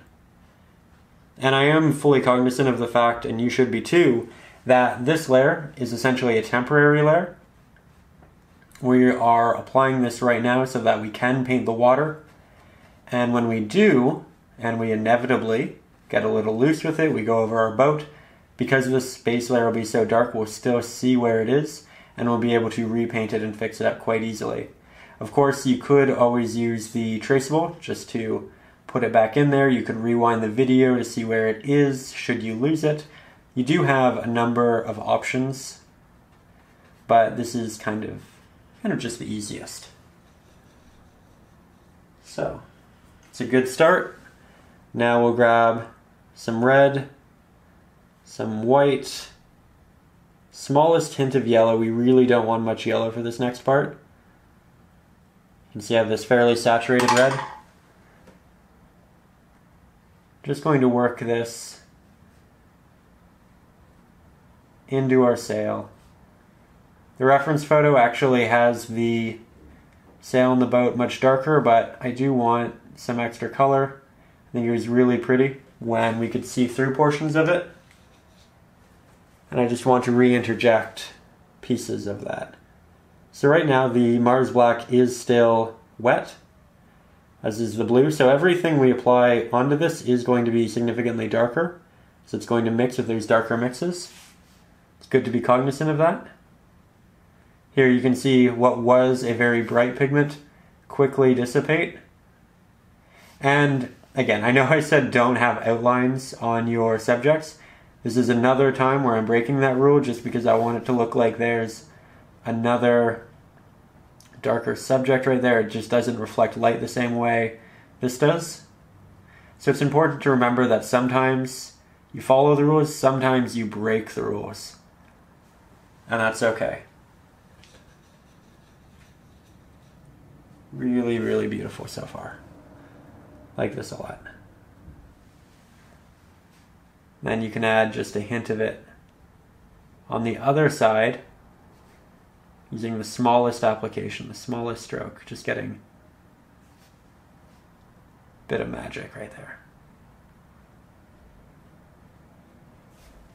So as we step back, here we have almost the entirety of the sky finish. As I noted, there is that one little open spot. We will go back over that, but I do want to let this dry first before we do so, because if we go in with those yellows, those pinks, and we do accidentally mix with that Mars Black and that blue, we will get a green which just won't fit in with anything else in the lesson. So we're going to give that a minute, but as you can see, this is a big milestone. We are just about halfway done. Still have a lot of water to do, which is actually pretty exciting. But before we continue, I would like to take a minute to just talk and say a big thank you to you for getting this far. I think that it shows quite a bit of artistic bravery, really, to attempt a sky with this many colors, this many different applications and clouds, and good for you for really taking the time to, sit down and learn something thoroughly. I think that it's so incredible, it's so wonderful when people are willing to take the time to get as good at something as they possibly can. And I'd really like to commend you for putting the time in here and for, not just looking for the quickest tutorial on the internet, but one that will take a lot of time, will go into a lot of detail, will go over things multiple times so you retain it. I really try to make these as informative as I can. I try to always explain what we're doing, how we're doing, why we're doing it, and to do so a couple of different times so that, again, it is retained. I know that not everybody wants the long answer. A lot of people do want the quick answer. So if you've made it this far, good for you for being someone who is willing to invest the time, the energy, the thought, and to do something as good as you possibly can. I started this channel with the 10-minute painting lessons, and they were about doing something quick and just getting into it, just, getting comfortable with acrylic paint, and that was the point of it. But, as you move on in painting, I think that it's important to continuously grow and look for things that you can invest more time in that are going to teach you significantly more, and it's really what I'm focusing on right now, just creating as dense, as informative lessons as I possibly can. And good for you for wanting to learn from something that is going to be as long as this is going to be. I think that says so much about a person, and good for you. I'd also like to take this time, as I try to do in every lesson, to say a big thank you to our supporters up over on Patreon. You make this happen. Doing these lessons, it isn't a quick thing, it isn't necessarily an easy thing, it does take quite a bit of time, and it is because of you that I'm able to paint like this each and every week, that we were able to continuously put up these lessons. If it wasn't for you, I might get one of these up every month, maybe, but because of you, you provide these for everyone. So thank you for allowing me to teach painting for a living. I think that's a wonderful thing, and I very much appreciate it. And I want to say thank you. I know I say it in every video, but I feel like it should be said in every video. I feel like you deserve to hear it over and over again, because you're doing a great thing for me, and you're doing a great thing for just so many other people who watch these videos. So truly thank you. If you are new to the channel and this is your first video and you are aware, you can support the channel up over on Patreon. There is a link in the video description, and up there we do have a bunch of really fun things like the traceables, the reference photos. I have 5 ebooks up there right now, one of which is Acrylics for Beginners, which essentially teaches you the essentials, everything you need to know before you jump into your first acrylic painting. In it we talk about different brushes, how to mix your paints, how to work with glazes, create compositions, do all of that good stuff, but I also have a bunch of books of traceables for those uninspired days. Also up there we have access to our exclusive Facebook group where we all kind of share our artwork, help each other out. I do personalized art critiques. I have a bunch of bonus lessons as well. So there's a lot of stuff up there on top of the traceables and the reference photos. And if you're interested in any of that, I highly recommend checking it out. But again, the point of this little break in this paused segment is to just really say, good for you for getting this far, for wanting to be a person who does invest time and learn how to do things right and as well as possible. And also, big thank you to everyone who does support the channel up over on Patreon and who makes these lessons happen. With that said, let's jump right back into the painting and head into that bottom half. So now, getting back into the painting, I'm still using that same brush, and we're going to start off by mixing a relatively light purple. So I'm making my mix on top of our pre-existing purples, and I'm aiming for something that is on that brighter, more desaturated side.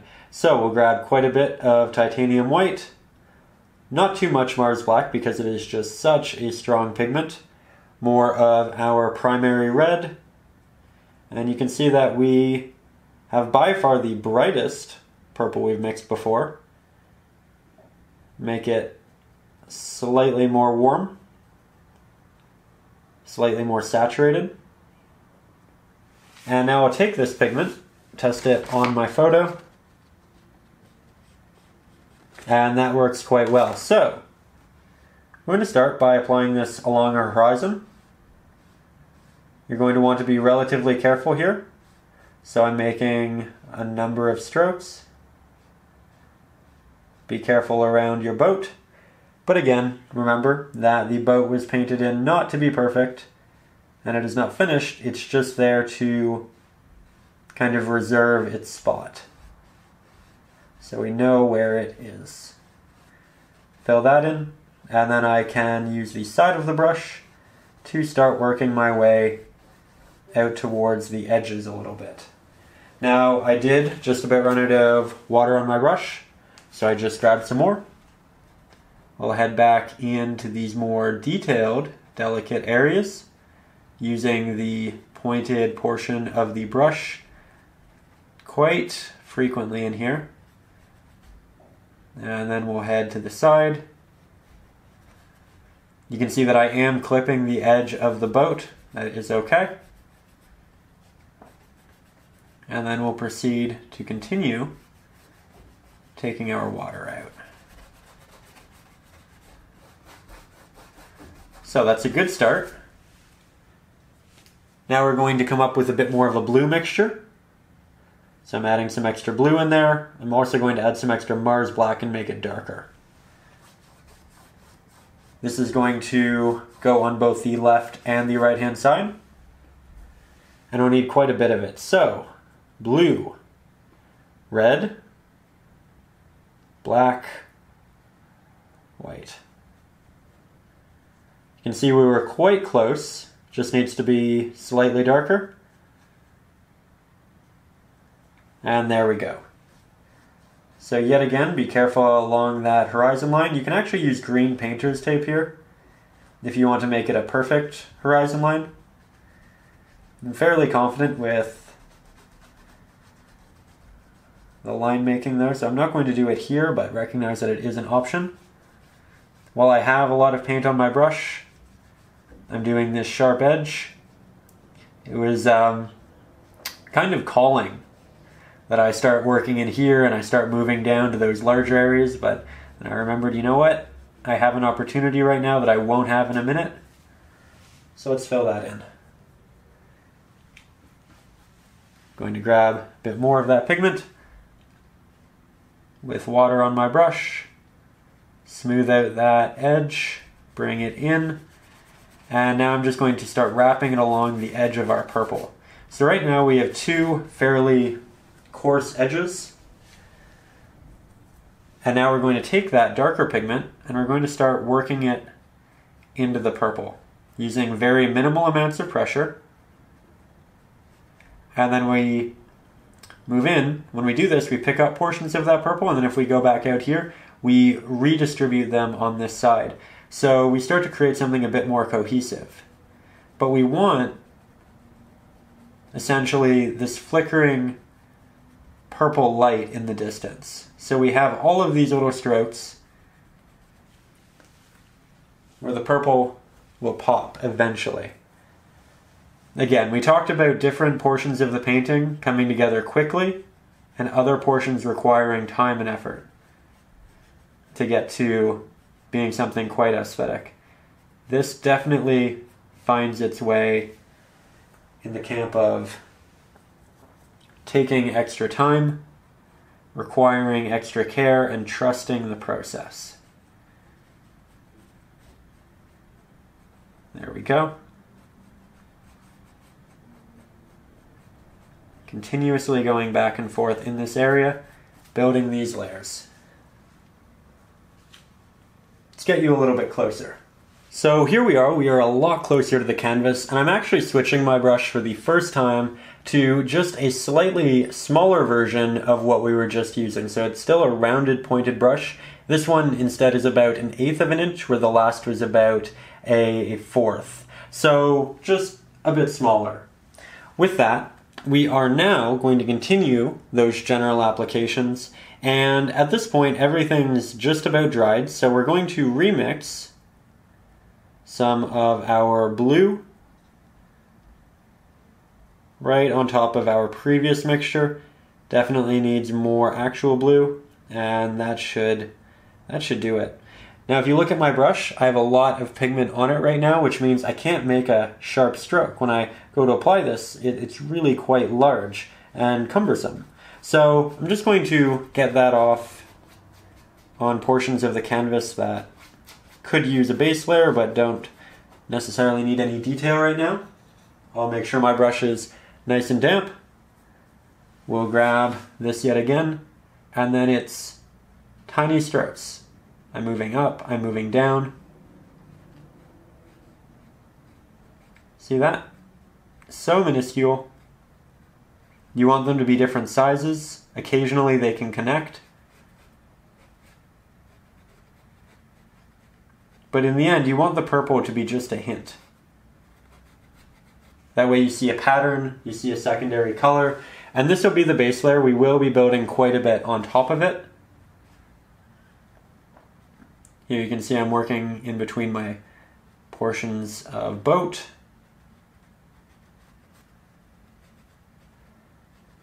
Going back over old areas, just continuously filling things in. And I'm trying to jump around quite a bit. You'll notice that I'm just kind of working in different circles back and forth. And that way I don't continuously do the same thing over and over again in the same area. It kind of just ensures that there is consistently change and growth happening with these applications.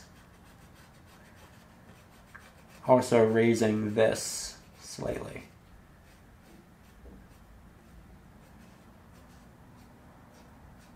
There we go. Now, again, we'll take some of that extra purple and let's work that in the sides. So into the areas that were entirely blue. Again, the idea is that we go back and forth and we create a transition that slowly moves us into the more purple reflections in the middle of the painting.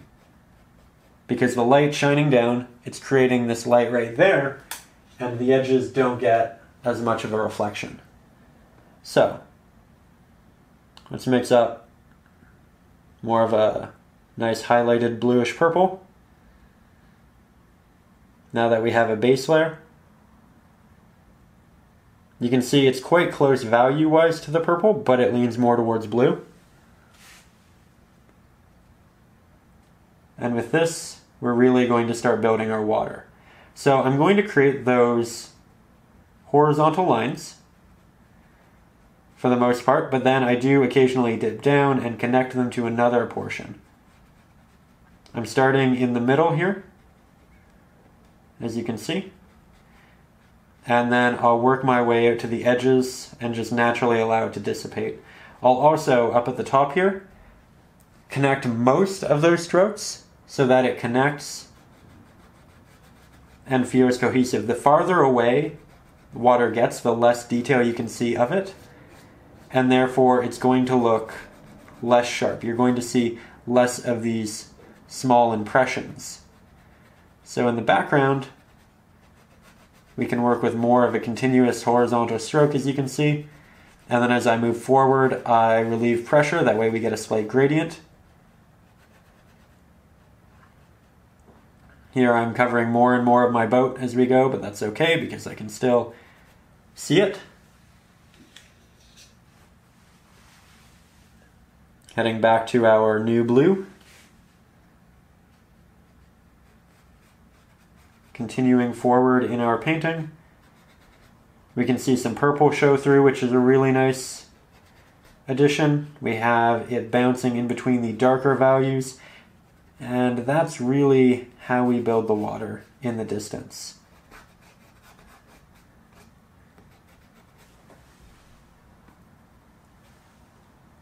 And this is why I was telling you not to worry too much when the purple didn't look fantastic, because it wasn't meant to, and because it wasn't the real highlight and it wasn't the final layer. It was a base layer to make this color more interesting and to make sure we weren't layering on top of the white canvas, and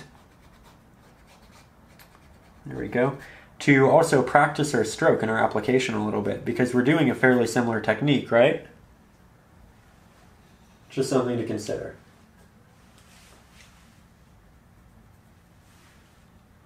Head back over here. More of that technique. Let it dissipate as we get into that right-hand side. And that is step number 1. Now we will have to go back, clean up that boat, but I don't want to do it quite yet because we still have more to do in this water, but before we do that, we need to extend it. So, I'm going to move the camera down a bit so you have a better view, and we'll continue, and as we move forward, we'll make these applications, these openings in the way of these highlights and these shadows, larger, because the closer it gets to us, the more detail we can see, and the larger these subjects look because of perspective. So we're now a bit farther down. I'm heading back to the larger version of that brush because we have a lot of surface area to cover, and then we'll switch back to that other one once we're done with the base layer.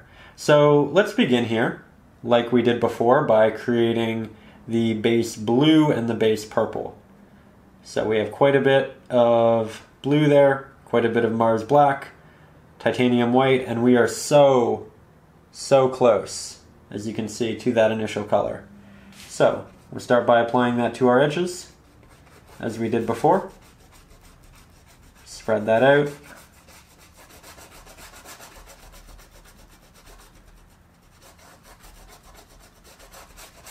And you can see that it's starting to get a bit grainy, so we are going to grab more pigment and proceed, rather than move about what we already had and just make it thin and not a good base layer. Need more paint, Mars black, blue, white.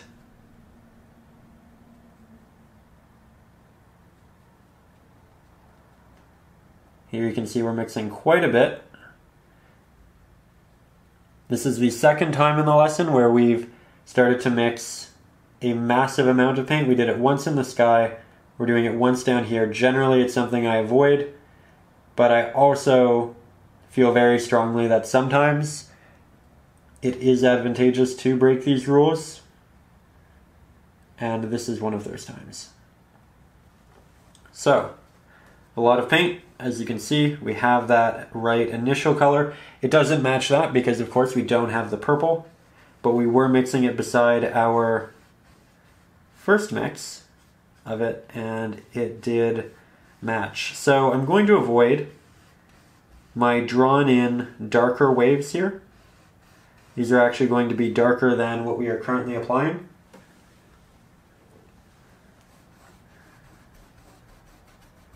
There we go.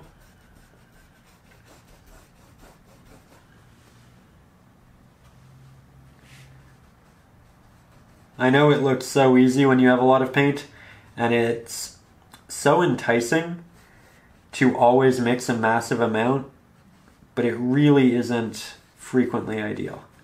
Friendly reminder. I'll do it once in a while, but it isn't generally the best way of going about things. It is occasionally, but not always.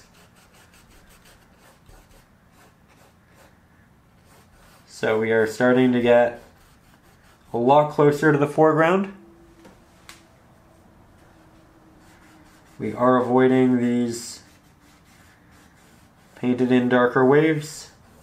And I think I'm going to stop relatively soon. We have quite a bit of surface area to work with right now. So I'm just going to move out a bit more of what I have on my palette as to not waste too much. Again, I think when you paint with acrylics, you have to accept that you are going to waste some paint. Don't stress out about it. It's okay. If you're working with Winsor & Newton or Liquitex Basics, as I tend to, they are relatively affordable acrylic paints. Still good quality, very good quality. Always trust these two brands. But it isn't like using a $40 or $50 tube of oil paint, right?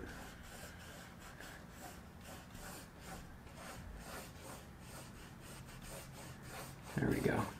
I went to get a turquoise blue in oils last month, I think, and I went into the art shop and I said, oh, you know, there's the color, great. And then I looked at the price and it was $44, which, you know, if you're going to make a painting that sells for thousands of dollars, yes, makes sense. Good investment, right? Invest in quality to make quality. But there are other options. And I think things like that really move people away from oils. They think that they're all hyper expensive like that. They're not. You can still get, you know, fairly decent $8, $10 tubes of paint, and they work quite well.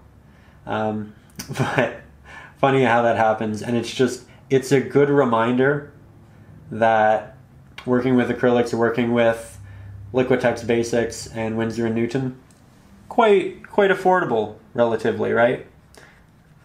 So, just something to think about.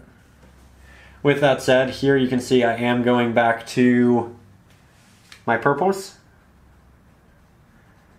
creating that blend in between the darks and the lights. You can see that these strokes are much larger than those because, of course, we are still working with this larger brush. And because our pigment is still so wet, these applications here are really getting lost. And that's okay right now. We're kind of practicing our stroke, figuring out where we want these applications to be.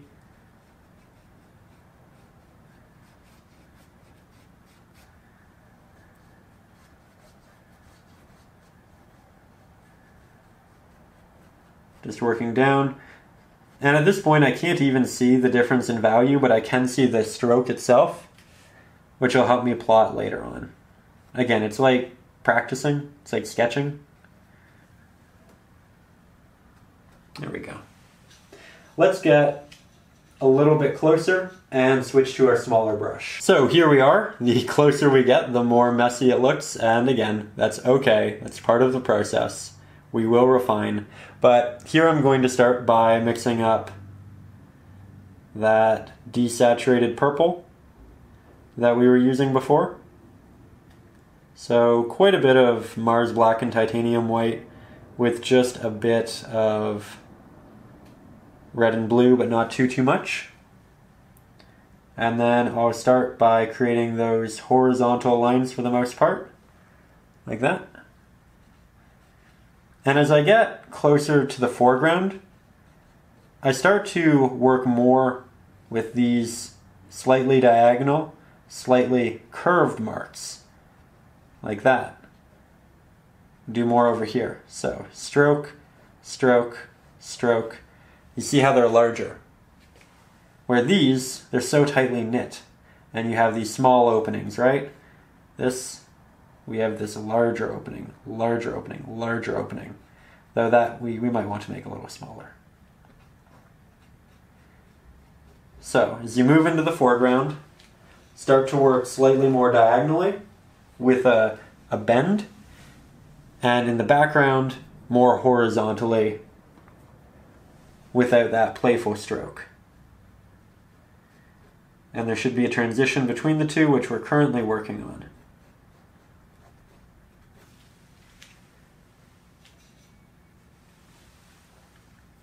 So we're continuously going back, grabbing more of that. Every time we apply this to a previously applied area, it gets brighter, gets more of a highlight. If you find there are openings that are too big, you can just kind of interject a stroke in between, break up two areas. It's all about finding balance. And we'll also go back in and add more of our darker colors and values after to balance everything out. So don't worry if you do a little bit too much of one thing or the other. I find the best practice here is to really just go back and forth. Okay, so I'm looking over here and saying, you know what, that could have some extended purple. Remember that we are going to go over all of this with a bit of blue later, like what we did there. That needs to be brighter. Let's break this and this in half, just so we can stagger that progression a little bit better. Now at this point, I was going to keep continuing. I don't think there's much point to it. I think we just have so much wet paint on here that the more we add, the more we kind of muddy up our colors. So at this point, the most advantageous step to take when your paint does become a little overwhelming, difficult to work with, let it dry. Wait 5-10 minutes, doesn't take much time. Then we'll come back into it, we'll add the appropriate highlights, and we'll continue to build from there. But at this point, we're not really doing much. And I know when you see unfinished areas like this and this, easy to get discouraged, easy to say, oh, it's not working, I'll paint over it. You could do that. Or you could wait, let it dry, come back in, do what you actually want to do with it. And that's what we're going to do. So I will see you in just a second. Also, while we wait, I thought I would just take a couple steps back and show you what this looks like, what it currently looks like from a couple feet away. Because all of those strokes we were making that looked so rough up close, that looked like brush strokes, from far away, it's honestly starting to look like water. It's starting to come together. And it's important to remember that the majority of viewers with your painting are not going to be standing half a foot away from it, right? They're going to be at least 4 feet away, if not a room away. So recognize that the strokes you incorporate can be seen up close, and you can still have a very realistic painting from far away, because all of these details, they do amalgamate and they do represent something through impression. right? So it's okay for things to look a little bit messy or to see brushstroke. I actually personally love seeing brushstroke in paintings when you get up close. I love it when it looks like two different things up close and far away. So just something to consider, and do take 5-6 steps back, do take breaks, do look at it from afar and make sure that it is going the way you want in that regard, because generally, again, that's how people see the work. And again, I think it's really neat when you can see both the highly textured brushwork, but then also something clean and clear and crisp from far away. Just something to consider. I am going to let this dry for a couple more minutes and then we'll hop right back into it. So we are back. Everything is now completely dry to the touch, and we can grab some additional blue, hint of red, quite a bit of titanium white, quite a bit of Mars black. We'll mix up more of that bluish purple that we've been working with, and might make it slightly more gray, slightly more blue. We definitely want less red in the mixture as we get farther away from the sun. So I'll try this. I'm going to take the excess paint off my brush because we are working with fine strokes right now. So now I'll grab some more. I'll head back into these areas that I just couldn't apply to earlier because they were simply too wet. And now here you can see we're going back, we're applying these highlights. It is more of a grayish blue mixture, and that's not a bad thing. So we're still leaving these larger openings. And when I look in the viewfinder, I say, okay, this could be slightly more saturated. So we will add hint of gray, hint of blue. They are darker values, so they will require us to add more white. And we'll try this. I started off in pre-existing areas just to see how it meshes. And then we'll start working into these new areas that we are just starting to establish.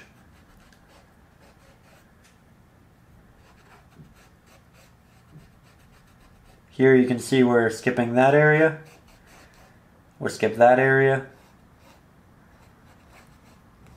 For the most part, they are slightly tilted horizontal strokes. And all of the open areas that we've left are going to be significantly darker.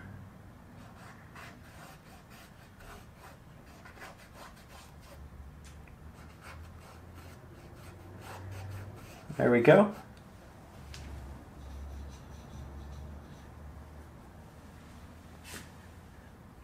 Now, I don't want these to be as dramatic as they are at this point. You can see that they have real peaks and spikes, and I want it to be slightly softer than that. This isn't a lot of dramatically moving water. It's a bit more calm, and therefore we're not going to have those incredibly noticeable peaks and valleys in the water. So, you see how we just kind of go back through those, say, okay, that's quite a peak, that's quite a peak. We'll do more of a horizontal stroke through that. We'll keep a slight movement, but not a greatly large one.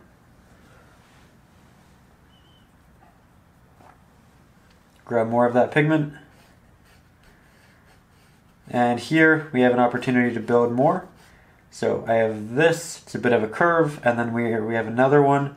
It's a bit of a curve. These are connecting.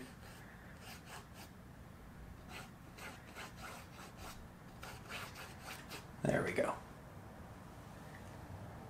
So from there, we're actually going to mix a very dark pigment. So quite a bit of Mars black, quite a bit of dark blue, and the smallest hint of titanium white.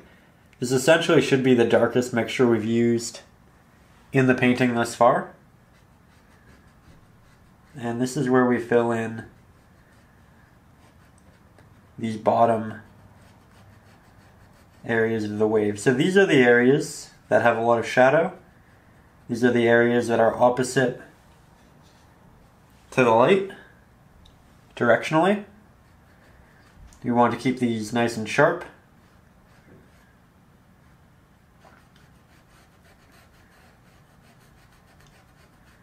There we go. It's okay if your initial mixture is a bit thin like that. We can build these up over time. As we talked about in the beginning of the lesson, taking our time, doing those first semi-transparent layers so that we know exactly where we want them can be incredibly advantageous. And that's what we're doing right here. So you can see the brush strokes in there because it's thin. It's not a bad thing.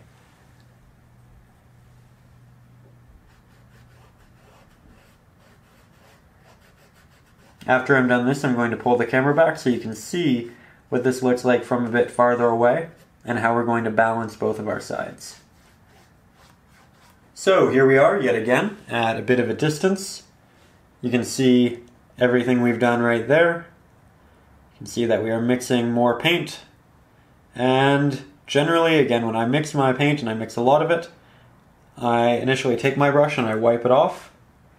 This time, however, I'm just going to use the majority of it in the center of some of these larger ones and avoid the edges as best I can. Now I'll take the little bit of excess off, grab more of that paint, and we'll just work that on. There we go. You can also throw in some extra ones in the shadowy areas, which will have naturally occurred when you're adding on your highlight.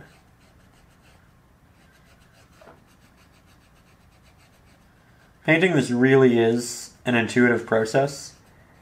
There is method, but a lot of it is kind of in the moment decision making. That's how I find painting waves is anyway. Because if you try to break it down to the simple method of, making those triangular shapes, and we have done lessons on that in the past, it can quickly look quite repetitive, and that's not necessarily what you want. So these are all the backs of the waves. Going over areas a couple of times to make sure that they are nice and thick. Remember that the majority of these will need a couple of applications, and they will look significantly better with each application you apply. There we go. This one was still a bit wet, so going back in and trying to add more pigment actually didn't work. It just kind of stripped off what we had there. If you let it dry fully, though, you won't have that issue.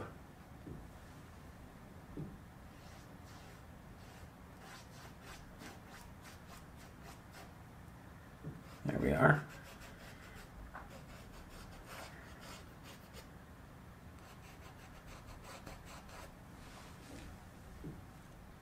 So now we are getting some more dramatic movements, but they aren't implying that there's a lot of wave happening. They're still subtle. It's just a dramatic contrast to go with the dramatic contrast that we have up in the sky. Now, portions of this aren't going to be perfect, and you're going to want to take more of the light blue that you had. So I'll just mix more of that light grayish blue. Remember, we do have a hint of red in it, but we don't want much because we are farther away from that sunset. So I'll mix that up. That looks just about right. And you can make these smaller by going to the tops of them and just working on pigment like this. So I'm just refining.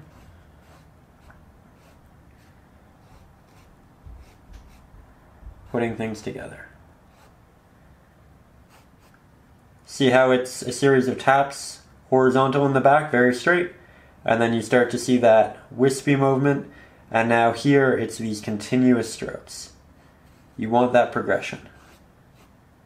That's what's going to create depth in it.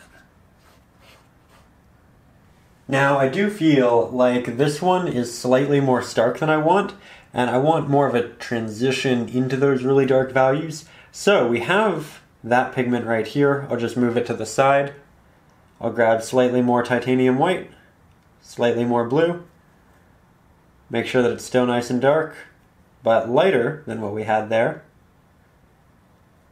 Just play with it a little bit, and now I'll head back over it, and that's so much better. See how we just made it toned down? Small percentage, and now it just doesn't have that same visceral pop that it did before. I'm also transitioning that one and this one as well. So minute changes, but ones that in the end will do quite a bit for the painting as a whole. With that, it's time to start moving even farther down in this. Now, while I just noted that we were going to start heading down in the painting, I had an idea for a technique and application. I was looking at the reference photo and I thought, you know what, this could be really neat. And I started working on it and I said, you know what, this is something we're doing. This will take it to the next level. So, we're going to take our smaller round pointed brush, make sure that it's nice and damp. We're going to look at the blue that we've been using for the highlight. We're going to make a slightly brighter version, not much, and we also don't want it to be any more saturated. So, we're aiming for brighter, but the same hue. Here you can see I'm mixing it right above, and that looks good to me. So I'm going to take off all of that excess paint. Really excited about this. I'm going to take this, and I'm going to find the highlighted areas, and then I'll just create some little motions of swerves like that. And I'll connect different bodies of water together, different sections of wave. It makes it look like the waves are comprised of all of these mini movements, which they are in real life. But it's not something I've ever... Oh wow, look at that. I feel like it's something I haven't ever really had an opportunity to move into a lesson.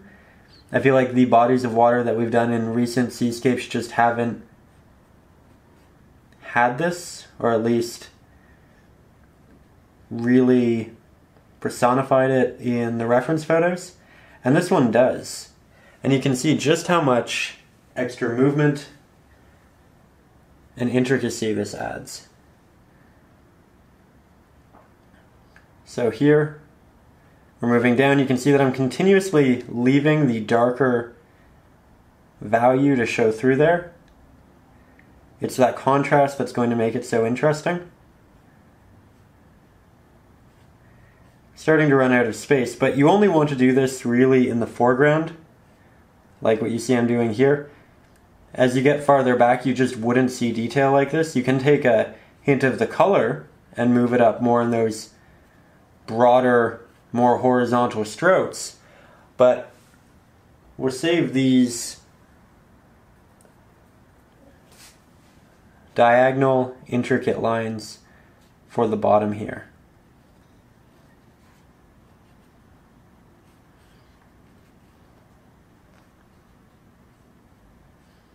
So nice to finally find a photo that visually articulates this well.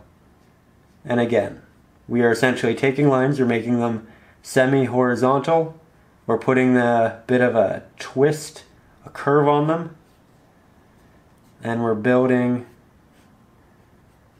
highlights, leaving darker areas in between, just like that.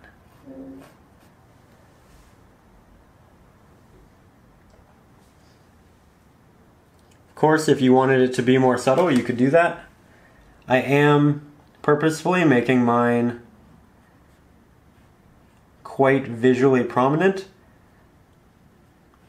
partially because I really like the look, but also partially just because I want you to be able to see the technique and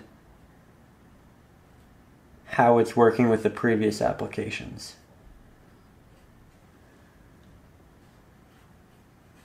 There we go. So glad we got to finally do this. It's amazing. I think I've done 5 seascapes in the last couple of months. None of them really had this feature. Not to this extent.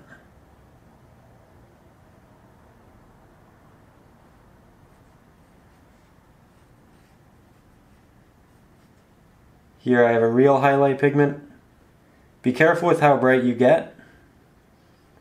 But again, if I don't like this, if I feel like it's too bright, I can always go back over it with some darker values. Just really wanted to show you what that technique looks like built up.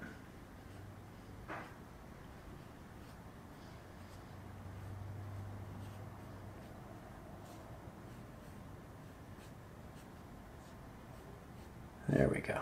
Now that we are starting to add these greater levels of detail, I intended to do this a little bit later in the lesson, but might as well play with it now. I'm going to take some of our yellow, quite a bit of our red, quite a bit of our titanium white, mix up a paint similar to what we had before. So we will need significantly more red. We also need to be careful with our yellow in this mix because we were just working with quite a bit of blue. But if you clean your water and your brush, you don't have to worry about it. So once we have a nice pink, I'm going to look for where the sun is, make a mental note of horizontally how it falls, and then we'll just do some taps in the background, leading to the foreground, following the tops of these darker marks, and starting to make these different impressions. There you can see I skipped a step. It's very subtle initially. Looking for the brighter areas, again avoiding that, avoiding this, but the blue part on top, the bluish purple, that's where we apply.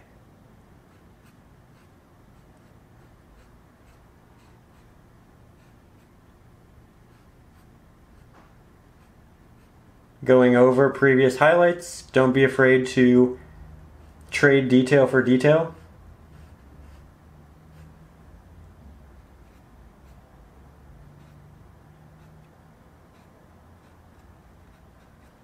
There we go.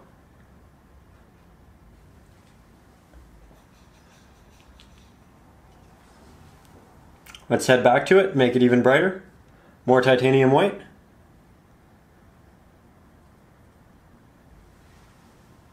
Head to the middle of those initial applications and add that sparkle, that sheen. Not covering up the entirety of it, heading mostly to the middle, working out to the left, to the right.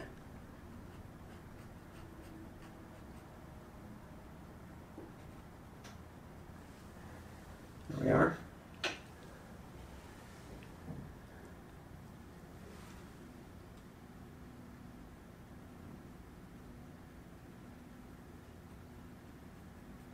Lots of tapping with a slight drag, generally in the diagonal direction that the waves in the foreground are moving.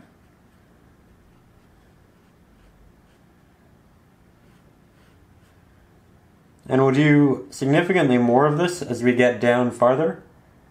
But you know what? Nice to practice, nice to make that mix again. Again, instill it. That way we don't forget later and we're better at it later.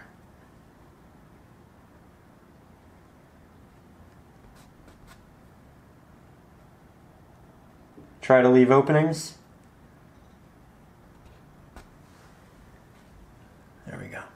So, it is now the next day. I had a good night's rest, and now we can reapproach this with a fresh perspective.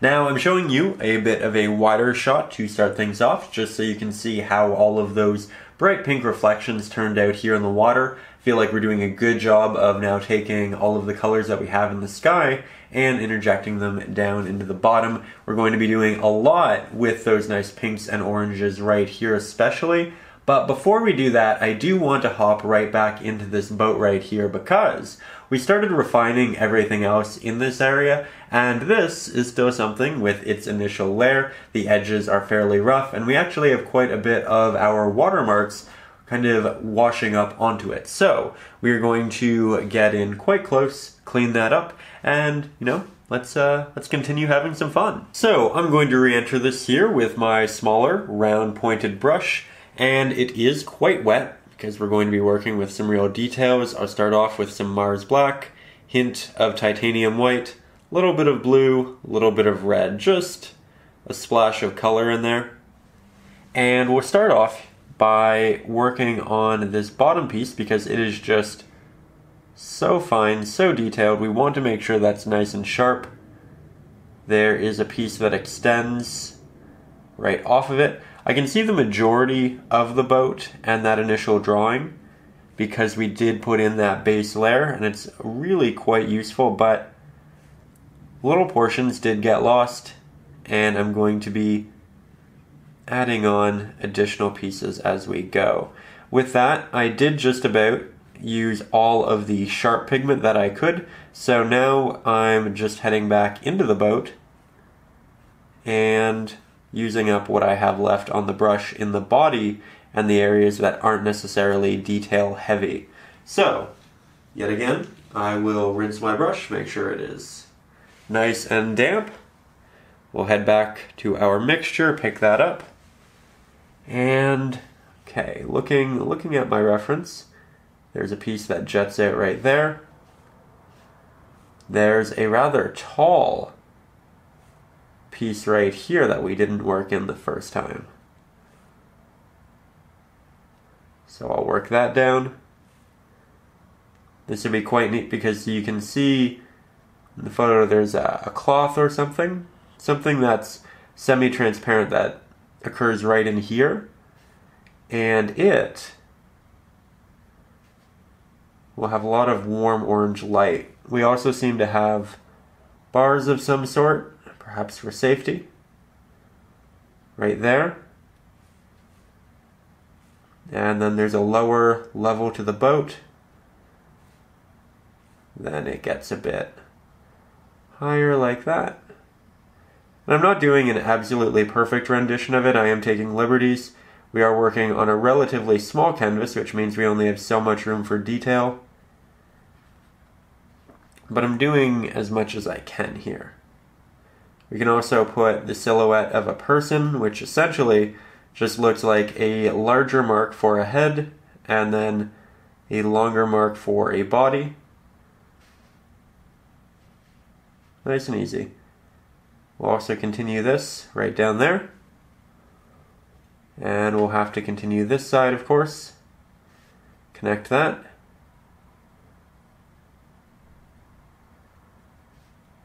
Work on the shape a couple of times. Once we also don't have much pigment on our brush and it's just watery and dark, we can create a slight shadow for the boat. Not much. Don't want it to be stark. This is just to make it look like the ship isn't kind of floating on the water. So we're just taking some of those dark pigments, working in some horizontal lines that occasionally connect. That way it looks like we have a slight shadow. There we go.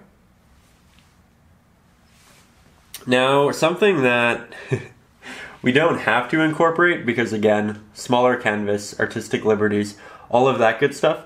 There are a couple of additional details, like another bar that wraps around this way.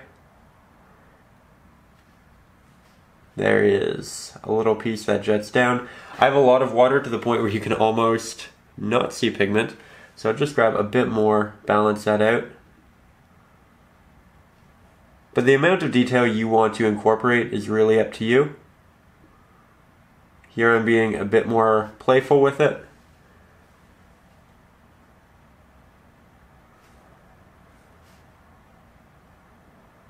And I want to do two lines, one coming down here and one going down this way. However, I'm going to have to move in some very particular angles, and I will most certainly block the camera. I'm going to be doing it in the same way that I did these, so just short, very controlled strokes, quite a bit of water on the brush, only touching the very tip of the brush to the canvas, and I'm going to do it very slowly. It'll probably take me about 20 minutes, so I'm going to do this part by myself, and then we will catch up together for the next part of the painting. So it's been a couple of minutes, and as you can see, I added another line right down there and a very, very small one right there.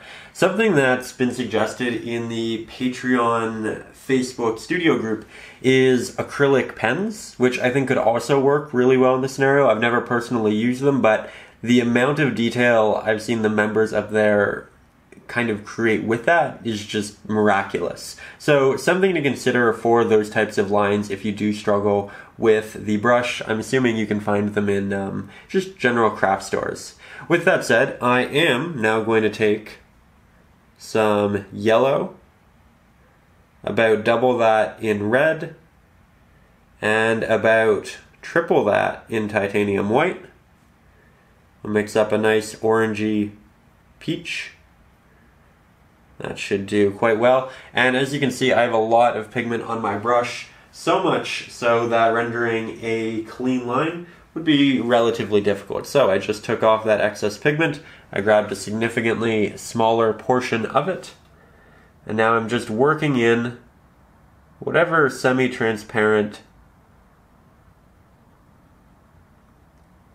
subject we have right here.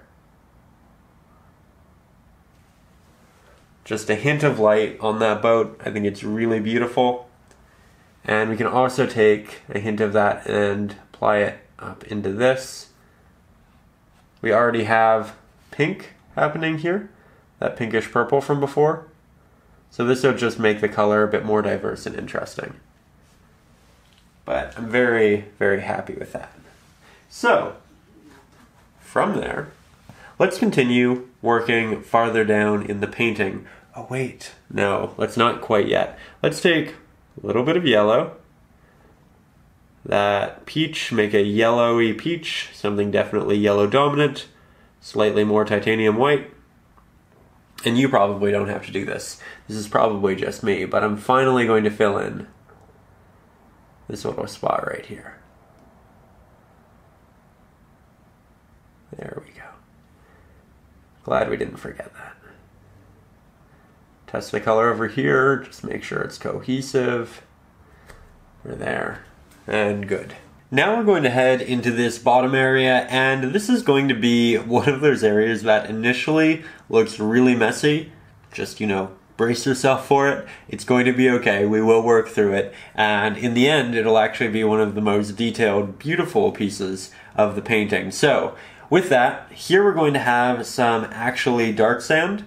Here we're going to have sand with just a little bit of water running over it, and we're going to have some tail ends of waves washing up as well. We're also going to have a reflection working right down here following that line. So those are all the different things that we're thinking about going into this. And let's start by mixing the darkest sand color. Now, I think a lot of us innately think of sand as brown, but in this case, we're actually going to mix a dark orange. So I take quite a bit of red, good amount of our yellow.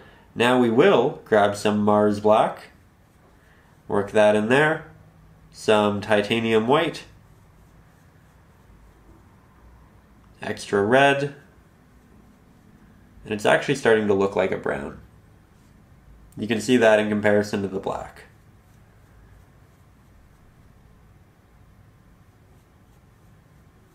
See that? Looks like a brownish gray. So I'm just going to continuously play with this until I get the dark orange that I really want. That, again, is a bit more brown, and there it is.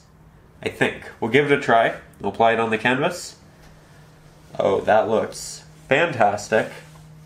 Very, very pleased. Test it on our reference photo. So far, so good. But as you can see, we don't have a lot of titanium white in it, and therefore it is very thin. You can really see the canvas showing through, and that means you'll need a couple of layers or a very thick application. So I'll grab some extra paint and we'll see what we can do with a single one. I would assume we'll just kind of be picking up paint by applying more, and that does seem to be the case. So what we're going to do is we're going to let that dry for a minute, and it's actually looking a little bit red right now. If you want, we can tone that down by just working in a slight bit of green, so we can take some yellow, some blue, work those two together. And when you work this in, because it's the complementary color, and we're blending them, they're going to essentially nullify each other and make it more gray.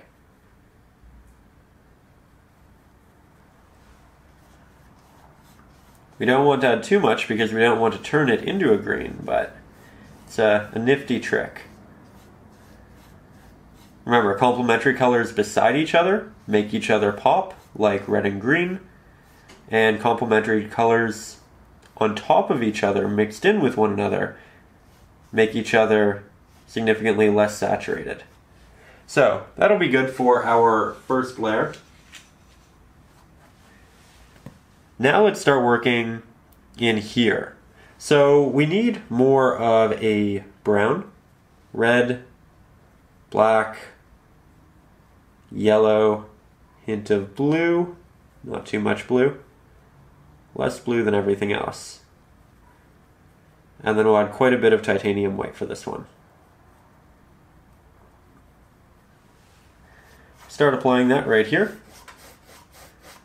Work that out, work it up, and you can see that this is significantly more thick than our previous application because it just has extra titanium white in it, and that is a significantly more strong pigment. We'll work that up until here.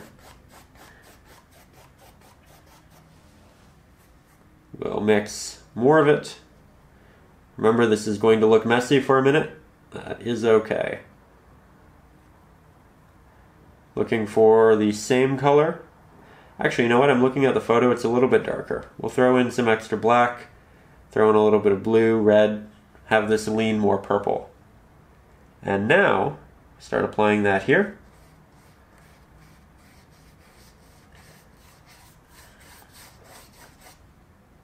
This is actually a fantastic sand color.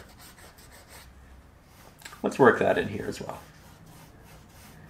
It's okay to go in, well, it's great to go in with a plan, but it's okay to deviate from that plan should you find better ideas or options. Adapting is not a bad thing.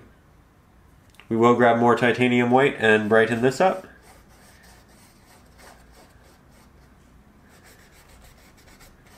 You can see that I'm leaving slight lines to separate areas. So far so good. We'll grab more of this, work it on the other side of this wave.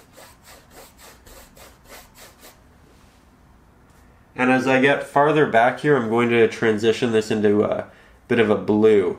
So I'll work more blue into this mixture. There we go.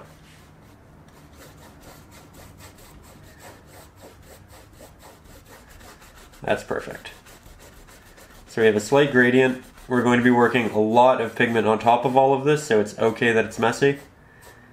We do still want a relatively thick layer, so you'll see that I am going over things a couple of times. We can have some of this over here as well. This is still wet, of course, because my brush is fairly damp, but it doesn't have to be wet. If you get a bit more of a coarse application, it'll be okay because, again, it's going to get a lot of pigment covering it. Now, we'll grab some red. And this is something we should be careful with because we were working with a lot of blue. We're now going to be working with quite a bit of yellow. So if you find that you're getting greens, wash your brush. We'll mix up this nice orangey peach. And we'll start applying that right here as our base highlight pigment.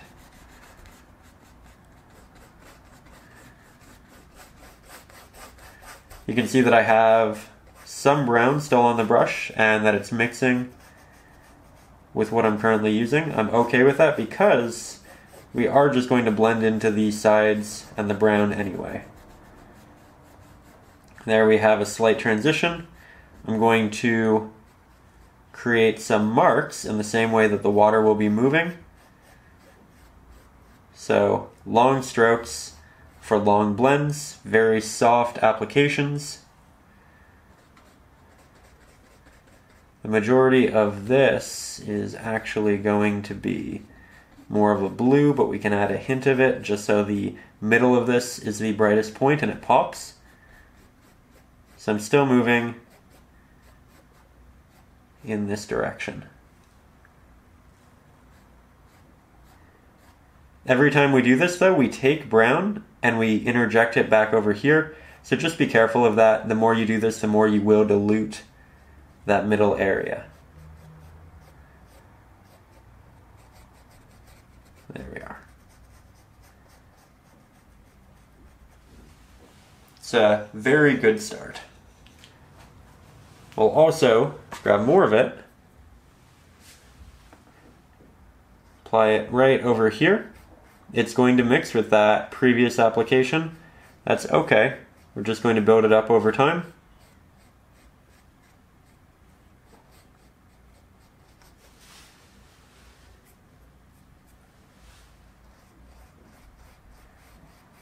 We want these slightly darker base layers so that our highlights really pop on top of them.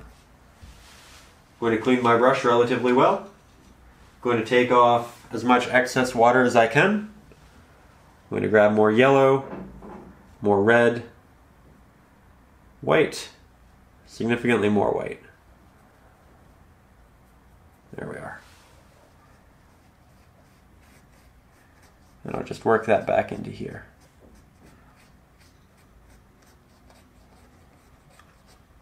Now you can see that this application is significantly less saturated than this one. Why is that happening? Well, essentially, we have quite a bit of Mars Black and Titanium White in this mix, and it's mixing with that. So it's getting this additional gray that this didn't have to worry about. So because we were working on the white canvas, we avoided that issue. Now, could we have just left this area white, like we did that? Yes, we could. But I think this is a good lesson. So to resaturate it, we'll take some yellow, we'll take some red, take a bit more yellow, make an orange. This time I'm adding nothing else. No Mars Black, no Titanium White. It's incredibly saturated. And what happens when we apply it in this area? You get this brighter, yellowy orange. We can work it over here if we want. Make it a bit more cohesive. Remember, it's just the base layer, doesn't have to be perfect. We're just trying to figure out colors and movements right now.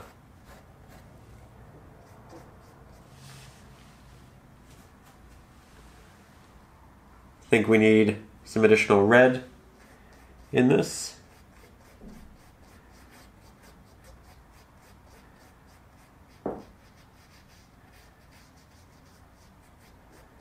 There we go. Now we're just going to add a second darker layer of brown to that right there. So I'll just mix that up quickly here on our palette. And then once this is done, we'll let all of it dry and then come back into it with some fresh applications in a minute. So you can see that mixture was a bit more blue. So we'll throw in some extra red and yellow.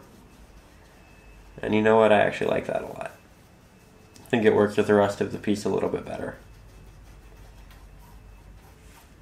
So, yet again, just going to let all of this dry, and then we will be back in about 5 minutes. My time, maybe 3 seconds yours. So, it's been about 5 minutes, and everything is now dry to the touch, so we're going to just head in and essentially do more of what we were doing, add that second layer, make those applications significantly more thick, because portions of them are going to show through the next very detailed application. And I just want to make sure that what we have here will look proper. I'm also, as you can see, adjusting colors in this layer. This mixture is a bit more pink. Our sunset does lean pink more so than orange, so I just feel like this makes a bit more sense. And we will still see some of that orange showing through this pink because it isn't fully opaque either. So here we're just doing some small edits to what we have.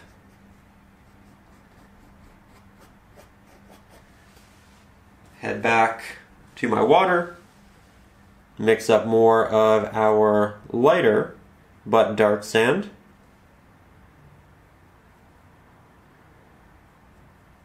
Getting close. Brighten it up. Of course, we're mixing all of these mixtures on top of our previous applications. That way we know that we are getting something in the very least quite similar. This time I'm opting for a slightly more blue mixture, just because it'll be more cohesive with the rest of the painting. And this is a really big benefit to doing multiple layers and to building up those thicknesses, is that you can try things, you can adjust things, you can just make it better. So that is now quite thick, looks good. Head over here, still have a bit of pigment left on my brush, so I'm just applying that. Grab more, apply it to the bottom over here, and as we get higher up, we're going to interject slightly more Mars Black and finish this off. So significantly quicker to do the second time. That's generally how it works, and you know, we retain these things for the next time we work on the paintings, which is great. So yet again, I'm going to let that dry, then we'll head in with some detail. So yet again, it's about 5 minutes later, and I'm going to hop back into this with the smaller pointed brush. We're going to be grabbing some titanium white, some Mars Black, just a hint this time, not much. And you know what, we'll do the mix over here just so you can see it a bit better. So, primary red, titanium white, hint of yellow.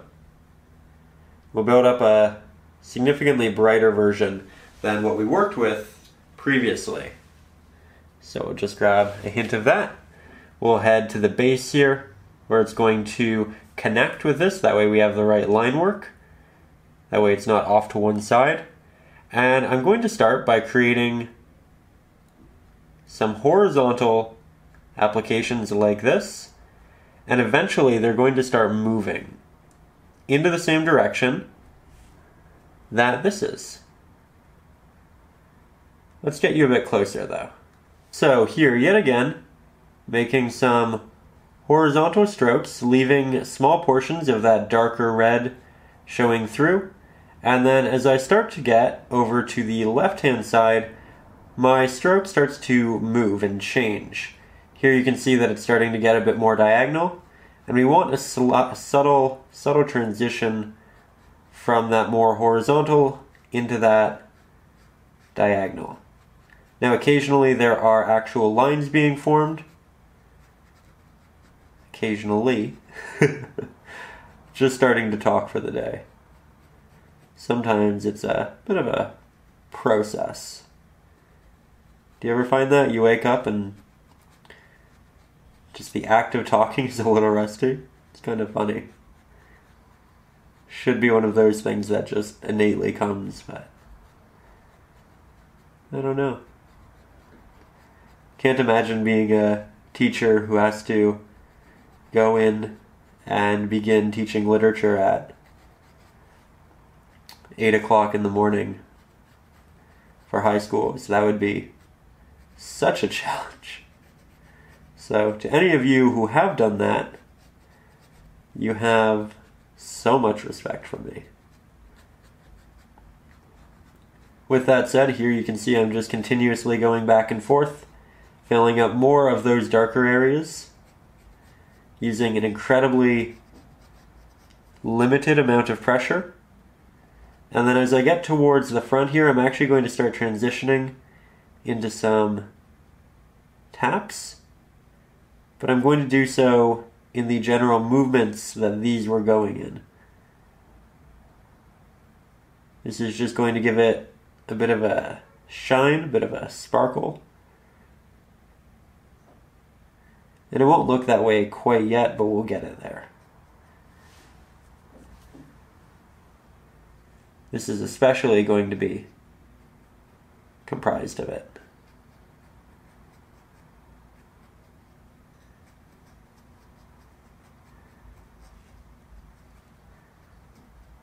There we go, that's a good start.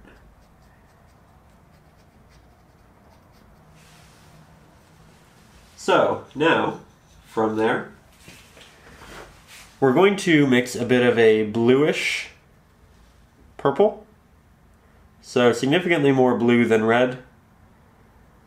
Bit of titanium white, bit of Mars black. We want it to be a grayish blue that's dark but lighter than what we have here.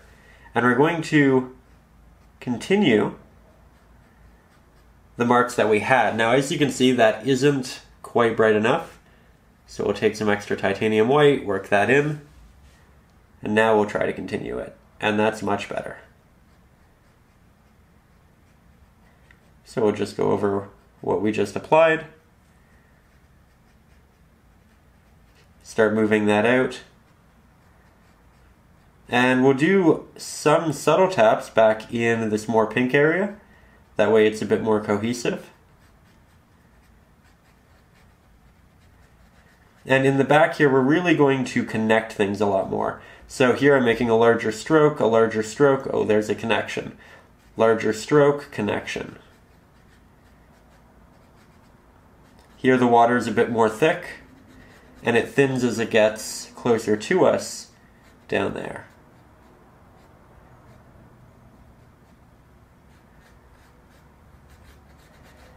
So we'll just use what remaining pigment we have left on our brush to do this area up here. And then right around here is when it needs to get significantly more detailed again. So we take that pigment off our brush,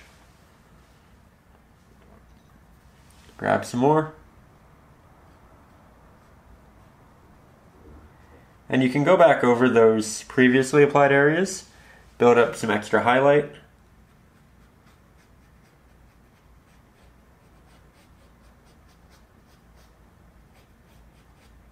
It's also important that if you find that your stroke is getting significantly larger, do add more water to your brush, do go back and grab more pigment.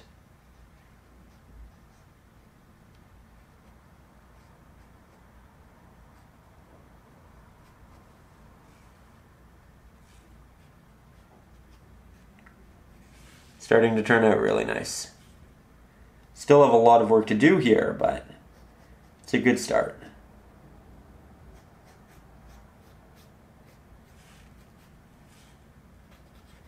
You can really see the pattern on the edges. That's where it becomes apparent. We are now going to mix up more of our blue, because we did run out. We'll add a hint of red. Not too much. And there we go. So, we'll start by connecting to some pre-existing little lines there. And here, you can watch a brand new one from the start. I'm coming out, then I'll work backwards, and then I'll work forwards, and then I'll work backwards. It's like a little Z pattern, but occasionally I'll take an end and I'll move it into another spot. That way it doesn't look like that same pattern over and over again. You kind of want to trick the mind and the eye with that, where you can use that general pattern, but then you need to throw in inconsistencies so that it doesn't look so simple and can be a bit more visually captivating. We'll now mix in some extra titanium white. Find some choice areas, go over the tops of our previous strokes.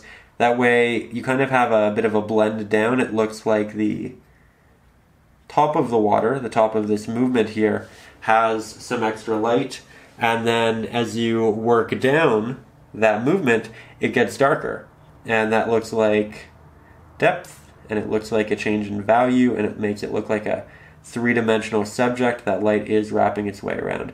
So I'm going back in with these highlights, I'm applying it to the tops of my previous strokes, and I'm also trying to get very subtle tails and heads in these strokes as well. And what I mean by that is the middle of the stroke is to be the most dense, and then as I get towards the back and the front, I relieve even more pressure, and I kind of let that paint run out, and the goal there is just to get something that shows that light is dissipating as it moves away from the top. So I might go back and I'll blend those edges. But here you can see it's starting to look a little bit better.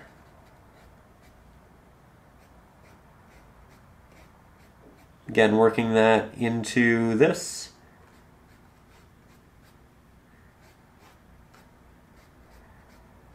The blue will be a bit brighter here.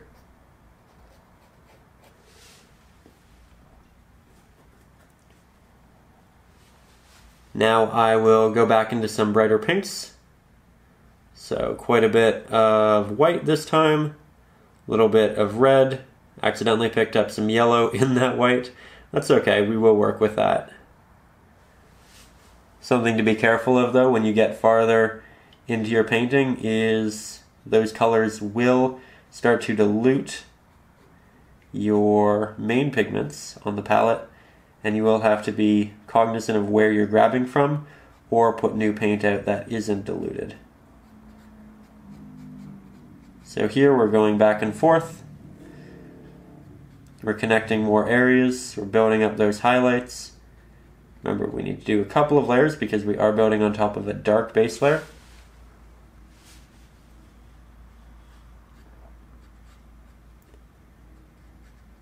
There we go. Starting to look better. Blending back into my blues.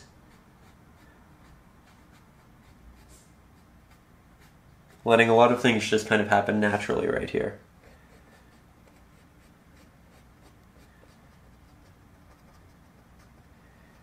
Doing some taps as we get into the foreground.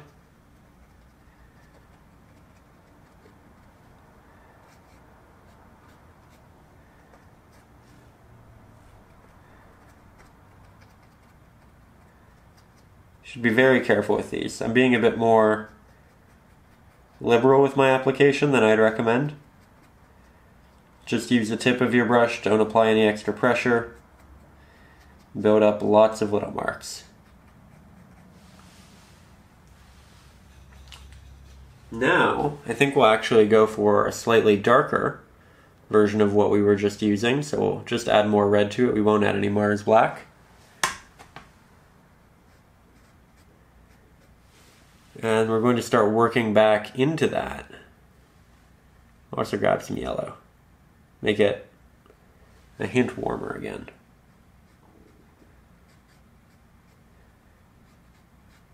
Now I'm going over some of those pre-existing darker areas with a slightly lighter pigment, and we're just going to play with it back and forth. I'll probably spend another 20-25 minutes working on this area.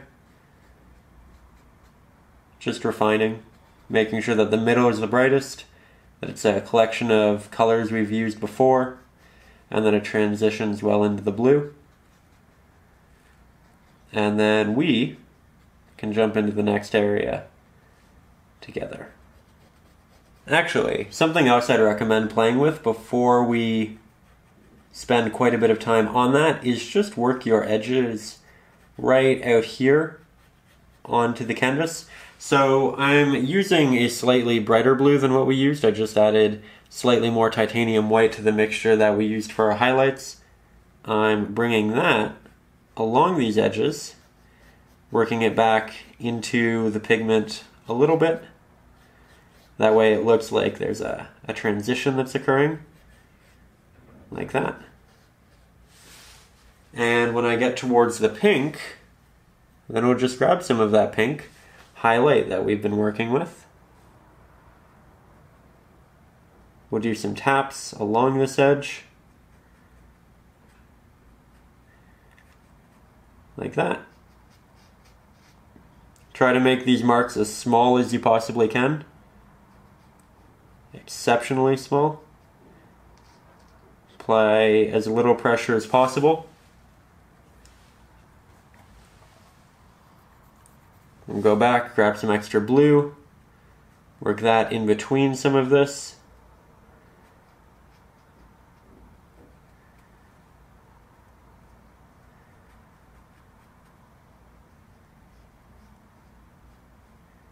There we go. Again, something else to spend quite a bit of time on, but that's essentially what we do. We just do a lot of it. Now it's time for refining. So I spent quite a bit of time going back and forth with this, adding different colors, kind of playing with different values, and what I think I've come to the conclusion of is that I'm not really going to know how exactly I want this to look until this area is done. So, switching back to the larger round pointed brush, making sure it is nice and damp, grabbing some Mars Black, quite a bit of our blue, hint of our red, smallest hint of our titanium white, and like we made these darker impressions earlier for the water, we're going to do more of those right here. So I'm actually just going to fill this area in, and then we'll work some lighter blue waves and movements on top of it. So like we always talk about, I started by working on my edges while I had a lot of paint. Then I applied the side of the brush to the canvas to get more pigment on there once I worked into the middle of these applications. And here yet again we are starting from the edge, working our way over. We'll do the bottom edge like that. We have some movements in there. Note that it isn't straight. And I am making some changes again to the reference photo. I do think that's important to note. But we are following it for the most part.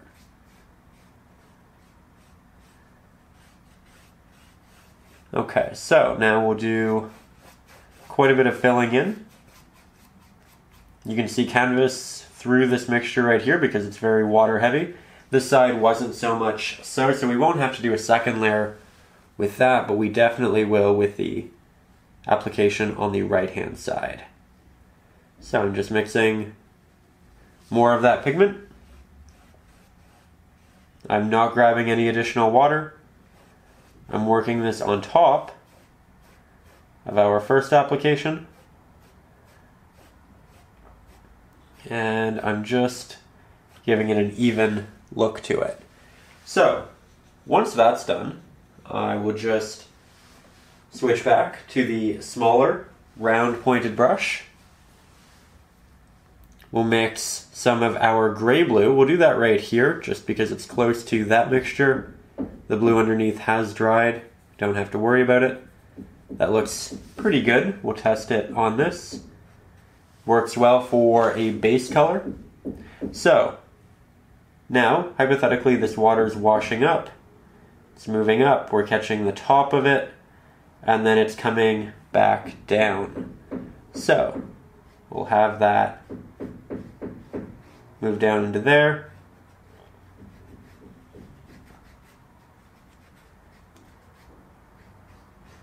Essentially taking pigment from the top as if it's come up, rolling along that top, and then swinging back down.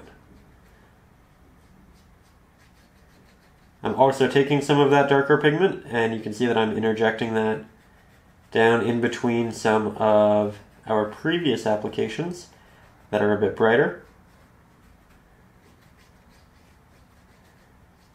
There we go. Now we are working wet onto wet, so everything that we apply is going to look significantly more subtle right now. But as we continue to apply, what we have on there will continue to dry, and eventually we'll get something that's a bit more visually notable, and we'll have some practice in the application in the meantime. So here yet again, look at that same mixture, brighter the second time.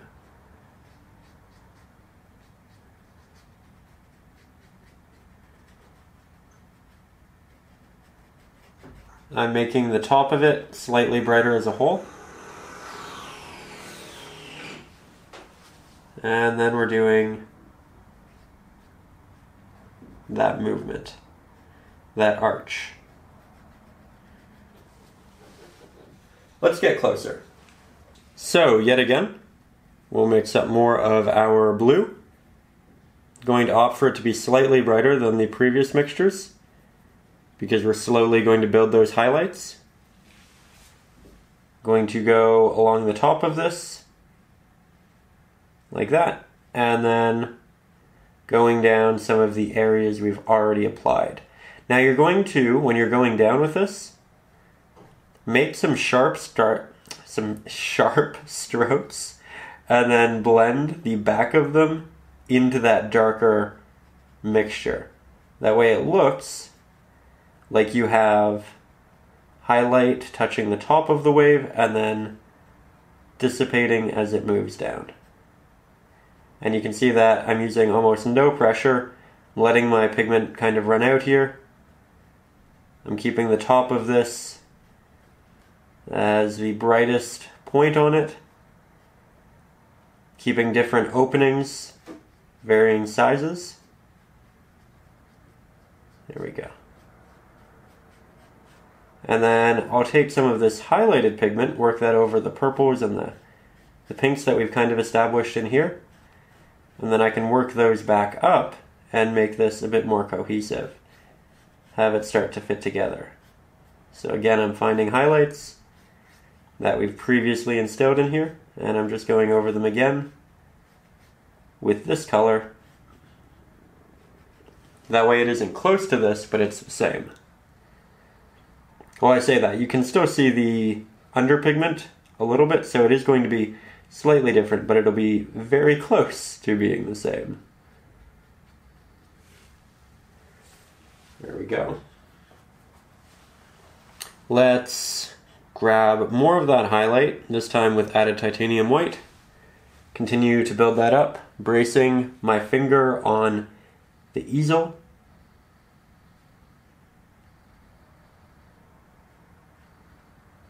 So there we have our first line. I take some of that pigment and I drag it forward and down.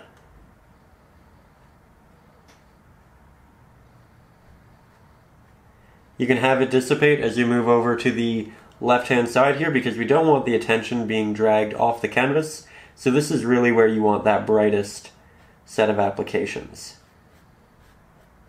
And the area right in front of the wave will have a bit of a shadow from the wave.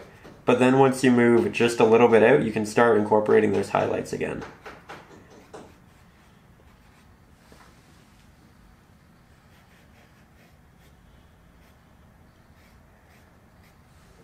There we go. Now, you see this area right here? For that, we'll start with a bit of a darker blue. So I'll mix beside our current blue, that way we have a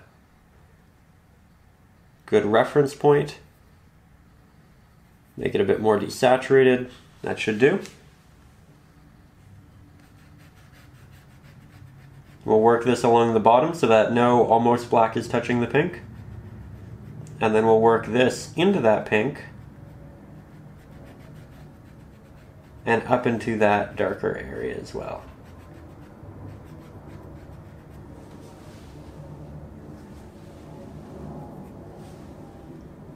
We can have some protruding pieces that eventually connect. And this is where the painting starts to come together.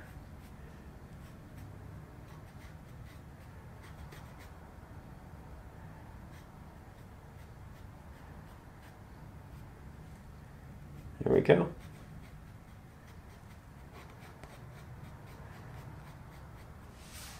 From there, we can take that pigment, add some extra titanium white to it, make it similar to our previous highlight, come back into all of those applications we just did, and on the tops of each of those little strokes, add in that brighter mixture. That'll add the depth.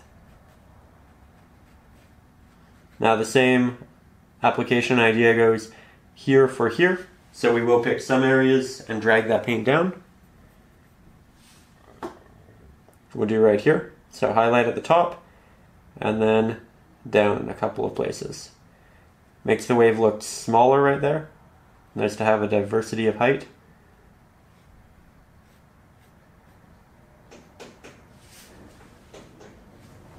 And I think I actually want a slightly darker portion right in here, just to create some extra depth.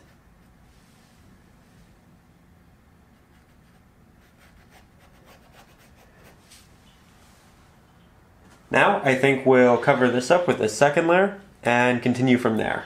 So now we're heading over to this side now that it's dry, and I'm going to start with some of our blue, our white, a little bit of Mars black, not too much. Going to work on building our midtones first. So I'm going to work this along the top, drag that down, just like we have before. Again, applying minimal amounts of pressure. Grab more of that pigment. We'll head up to the top, and we'll say, okay, you know what? It looks like it could be coming down from there, coming down from there. We'll try to go at different intervals, so there's a large space, there's a small space. Picking up from the top, and then we drag down. And we can bring that into our previous wave over here, and into these smaller marks that we made a little while ago. Now when you get farther down, you can start connecting them. So here we have one that works its way back up. We'll have this come down here. And again, this is deviating from the reference photo, but I really like this technique. I think it looks quite good in this scenario. So again, recognize sometimes you can follow the rules, sometimes you can break the rules. Whatever is going to make the piece that you want in the end. There we go. It's a good start. We'll throw some lines in here, connect them at the bottom, like that. Cover up portion of the transition between the dark and the light. And then here, hypothetically, we have another small one. So we'll just take a bit more of that pigment. Quite a few blue mixes on my palette right now. I'm not really sure which ones are still wet, so I do jump around. But recognize that they are essentially the same values and colors, so it's okay. If you're working with blues of very different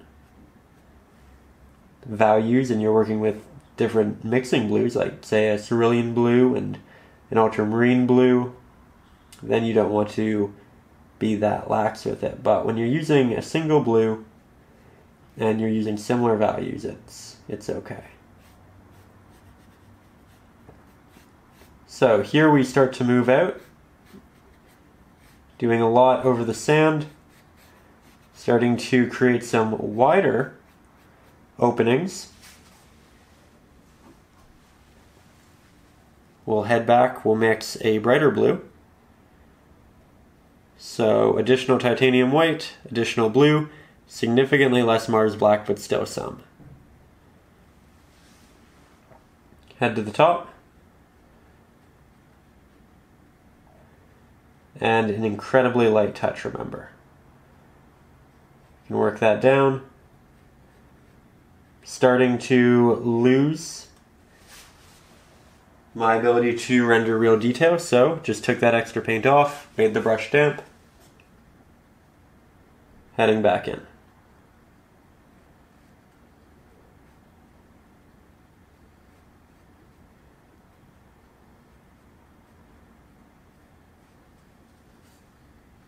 Remember, we don't want to do too much over on this side, so I'm just going to stop it right there. This blue will look so nice with the pink we have.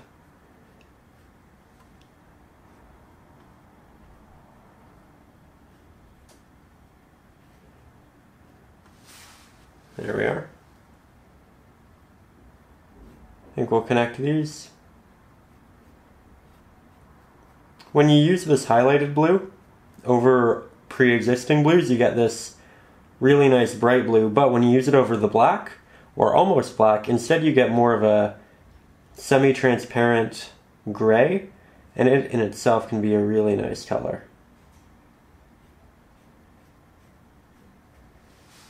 There we are. Now as we move down here, there's actually a lot of water right in this area, and then it really thins out as we get to there. So I think we'll mix a mid blue, so not dark, not bright, not saturated. I think if we make that darker and we add a bit more blue to it, it'll be perfect. That's just what we wanted. So now we'll have quite a bit of water right here, so I'm using more pressure with my brush. I'm creating a larger stroke. Doing so predominantly over on this right-hand side. And this will also be that same value for the base layer. So while we have this on our palette, we'll just start filling in this area.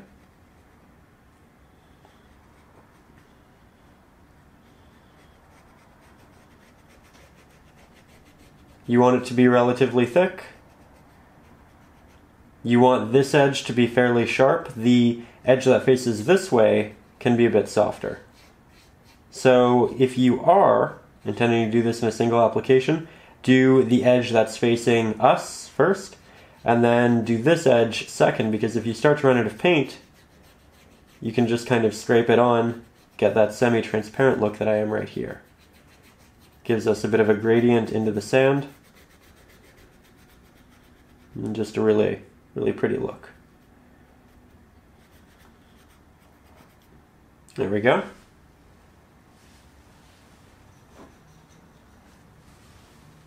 Now we will grab more of that blue. We'll connect it. Some lines that are consistently changing, connecting to one another. Again, that Z pattern we worked with before works quite well.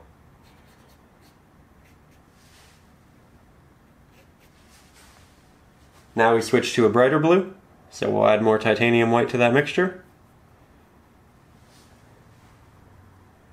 We'll start by applying this on the top of this larger bit of foam that's rolling in. We'll soften it down, so the opposite to the initial stroke where we made that blue, we made the edge facing us sharp, the edge on the back softer. Now we're making the edge on the back harder, and we're dragging it in towards us. We'll also take some of that highlight and we'll just follow a couple of the trails that we have leading into the distance. We'll also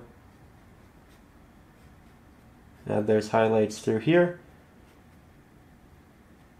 This in itself is a bit of a wave rolling over this pre-existing wet piece of land, and that's a good way to think about it.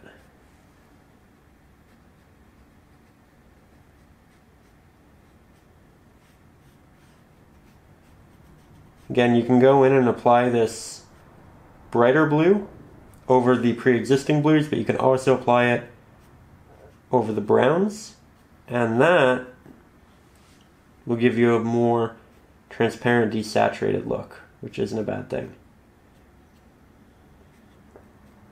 As I'm close to the foam, I'm also just taking the brush and I'm doing a little movement that way. Looks like we have this slight bit of raised water. Extra technique we haven't incorporated. It's quite neat. So we just spent quite a bit of time working on the details right in there, and I thought yet again it's important that we take a step back, look at that area in context with the rest of the painting, and make sure that it really fits in the way we want to. And as we step back here, I can say without a doubt that I absolutely love that area, and I feel like it did everything it needed to do, in that it did interject that extra detail into the foreground that made it feel like something you could kind of reach out and touch, kind of reach out, dip your toe in, and it just made it a very connective piece. It also brought more of those blues that we had up here down into here, balanced the painting. Again, we have blues in the sky, so now the top and the bottom match quite well, and I'm very, very pleased with that. But with that said, I'd also like to take a moment here to note that this area right here probably looks a little different to you. I liked this area so much that I started to take that brown that we have in between the water and interject that into this left-hand side. However, I got a little too excited with it. I did a little bit more than I should have, and I didn't like what it turned into. So I opted to just remix more of that sand pigment, and I covered this entire area. From there, I waited about 10 minutes, I went back into it, added all of these details yet again, redid the reflection in a slightly different way, and I wanted to bring this up because I think it's really important to know that regardless of how long you've been painting for, these things happen, and it's okay. Don't let it get you discouraged if something doesn't go the right way the first time, or if you have to redo an area. This happens to all of us, and you know, it can actually be a good thing, because going back to it, it means that A, you're going to have a chance to do it again. You'll probably do it a little bit better because you've had practice. You are going to really reaffirm those skills in your head, so the next time you go to work on a similar subject, you'll know what you're doing, and it can just be a really good practice. It's also worth noting, we're working with acrylics, they're incredibly forgiving. All we have to do is wait 10 minutes, let that paint dry, and then go back in and paint another layer. So don't ever be afraid to redo something if you don't like the way it turned out, especially this far into the painting. I think we've just done so much good work. It would be such a shame to not love one of the finishing areas. So just consider that when you're working on your own pieces. With that said, as noted, I did redo this area a little bit differently. I essentially just copied the reference photo, and that means that it wasn't done necessarily with a specific technique, a specific repetition, a specific pattern. It was more just look at the reference photo, say, hey, is this brighter than that? Yes. Is it more yellow? Yeah. Okay, so we'll add some more yellow. Is that area a bit darker down here than there? Yeah. Okay, so we'll make that a bit darker. And you can see I have a couple bright strokes. There's a little bit of a curve there. And it's nothing difficult. It's essentially just matching what we did. So you're more than welcome to paint it exactly like the reference photo. You're more than welcome to keep what we already did together. I think that actually worked quite well. I kind of messed up that area, and in turn I had to redo all of that. So just something to keep in mind. With that said, we are now going to hop into this last spot right here and finish up this piece minus the touch-ups, which we will definitely have to go back and do. So let's get a little bit closer and have some more fun. So here I'm going to head back to the larger round pointed brush, and I'll start by taking some of our red, some of our yellow, about an equal mixture, about an equal amount of titanium white, and we'll mix up this fairly average orange. I'm going to start applying that right here. This is a similar pigment to what I used there. If yours leans more pink, make it lean more pink. You essentially just want a copy of what's right there. I think I could use a bit more red in mine. And I think it's also a bit more desaturated, so I'll add a hint of Mars Black. Again, this will be slightly different for everyone, but we will brighten it again. And you can see once you add that Mars Black, it's fairly difficult to bring it back to something bright and vibrant. Just something to consider, and that's why we always use black initially in our mixtures very sparingly. So I'll test this. There. Great. It's less saturated. And this is another little bit of water, as you can see. that kind of works underneath the folds of this and this right here. So from there, let's make it darker. We'll add some red. We'll add a very small amount of black this time. More red, slightly more white. And we'll test that right here, perfect. So now I can put that on the side, and we'll just make it look like it dissipates as we move this way. So I have a lot of water on my brush, which is why I'm able to get this fairly smooth transition from my current pigment into the brown. Kind of scraping back and forth a little bit with a very soft touch. And I'm going to leave a darker mark right underneath the wave so it looks like it creates a slight shadow. See that? It's a little technique that can make a big difference for the depth in your subjects in your painting. So, good start right there. Now I think I'll make more of what we had in that. So red, white, yellow, hint of black. We'll try that. And there really isn't much detail here in the reference photo. I think I might do a couple moving strokes like that, but nothing much. I want this to be relatively simple because I don't want the eye coming to the bottom here and staying there. We don't want it getting stuck, we don't want it moving off the canvas. This is essentially just an extra little accent to the rest of the colors in the piece. So I'll come back, I'll darken some of this by remixing more of our darker red. Grabbing incredibly small amounts of Mars Black now just to make sure we stay on the right track. There we go. That looks darker. And that's working well.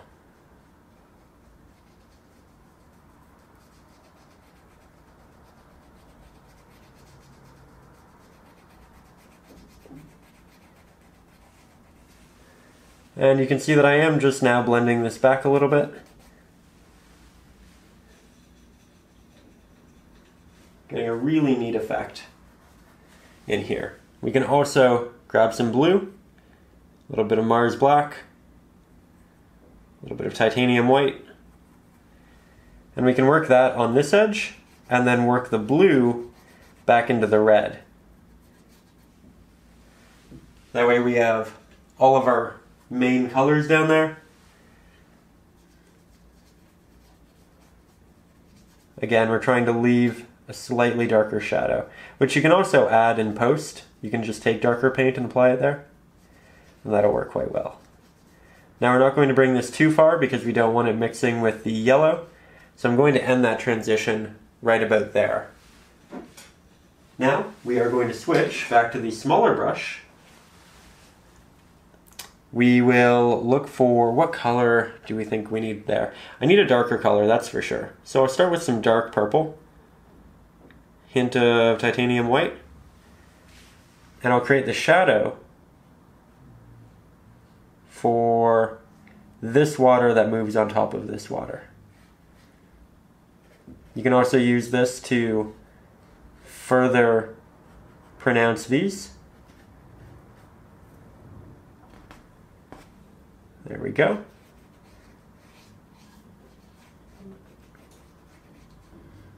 And you can make the shadow slightly larger as you get closer to us. You also have the option of blending it if you want something a bit softer.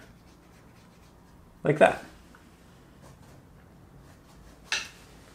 Now we'll just make that highlight slightly more prominent. So I'll take some of our red, yellow. Again, when you're working with yellow and blue, do be careful. I think our brush and our water are relatively clean though, so I'm just going to proceed. Apply this along that edge. Just got a slight bit of golden sparkle.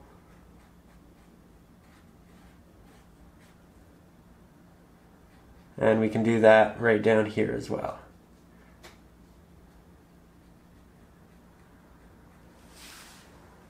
Now for our final touch-ups, we are simply going to take some of that primary red, find a clean spot on our palette, grab some clean titanium white, take the excess pigment off of our brush because we are going to work some extremely detailed strokes here, and I'm going to brace my hand on the canvas, make sure I take out any shake, and then I'll just create some horizontal little taps that coincide with the movements of our waves. Brighten this up a little bit and create that real magical shimmer. This is something you could do for a solid half an hour. Just perfecting. Make sure that in the process though, you do leave varying openings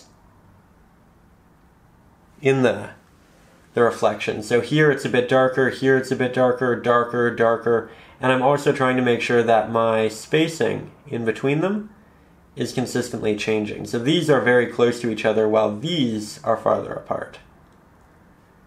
Now we all will have different areas to touch up, but this is one thing that I've been eyeing for the majority of the lesson, and really happy to go back and play with. You can see that I'm also extending it out occasionally a bit farther if I feel like something is really raised and can catch some of that extra light. But we do want it to be quite small in the background there. We can also, and we're going to be very sparing with this, take more of that pink. So I'll just mix that up here. Just put a little bit on the edge of our boat.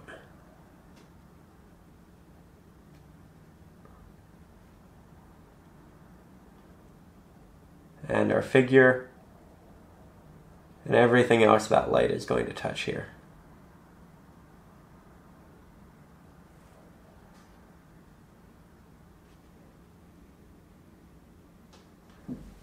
There we go. A little detail that just does so much. So now as we step back, we can see the entirety of our finished painting, details and all. And I have to say, this was such a fun return to seascapes. I feel like we learned a lot. I feel like I actually learned a lot. We were able to incorporate that new technique where we threw all of those smaller, slightly diagonal strokes into the larger waves, and I feel like that just added so much detail. So I'm glad we finally got to use that technique in one of them, and it's a good reminder that not every seascape is the same, and that we do frequently use quite different techniques.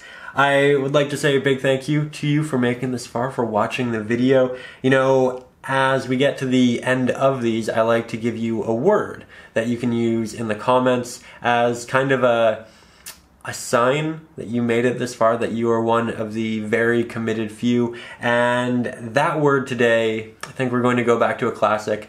We're going to go with tap, tap, tap. It was the first one we ever used. It was in a seascape, and it'll be fun and nostalgic to see. So go to the comments. You can either write tap, tap, tap, or you can incorporate it in a sentence. But by doing that, I will know, and everyone else who got this far will know that, you know, you really are committed. And I like to say, good for you for being this committed, for wanting to learn as much as you can.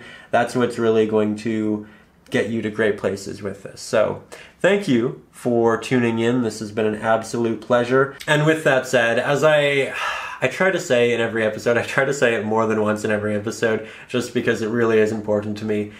Thank you. Thank you to everyone who does watch these videos. Thank you to everyone who does support the channel up over on Patreon. As I noted earlier, I really wouldn't have the time to make these each and every week. If it wasn't for you, I'd be lucky if I got one of these out a month. And it's because of you that we were able to spend 3 hours on a painting, incorporate all of this detail, do everything to the extent that we are. I can't thank you enough. Not only are you supporting myself, but you're also providing these for everybody else who's watching them, and that's a really honorable thing. So truly thank you. I hope that you found this incredibly informative, and if you are new to the channel, you can also become a supporter of the channel up over on Patreon. I'll leave a link to it in the video description, and up there you can get things like the traceable, the reference photo, which are great for things like your drawing process and your color matching process. But up there I also have all 5 of my ebooks, including Acrylics for Beginners, which essentially includes the essentials, everything you need to know about acrylic painting before you jump into your first acrylic painting. In it we talk about composition, glazing, how much water to use, what brushes to use, how to, just figure out what colors to use, right? What happens when you mix them. So everything you need to know. Up there I also have a bunch of books of traceables for those uninspired days, and there are also a bunch of other bonus perks like access to our exclusive Facebook group where we all kind of share our artwork, help each other out. I also do personalized video critiques just to, really help you out if you need it. And on top of that, we also have a bunch of bonus lessons. So there is a lot up there. We've been able to build that catalog over quite some time now. I think coming up on 3 years. And we've been able to do that because of the incredibly generous support from the patrons. So thank you so much for supporting this channel, for making it what it is. And I look forward to working on the next piece with you next week. We'll have something out next week, next Saturday. So make sure that you're subscribed. Make sure that you hit the bell button. That way you're notified when the new lesson comes out. And I will see you soon with a brand new painting lesson. Remember, in the comments, tap, tap, tap.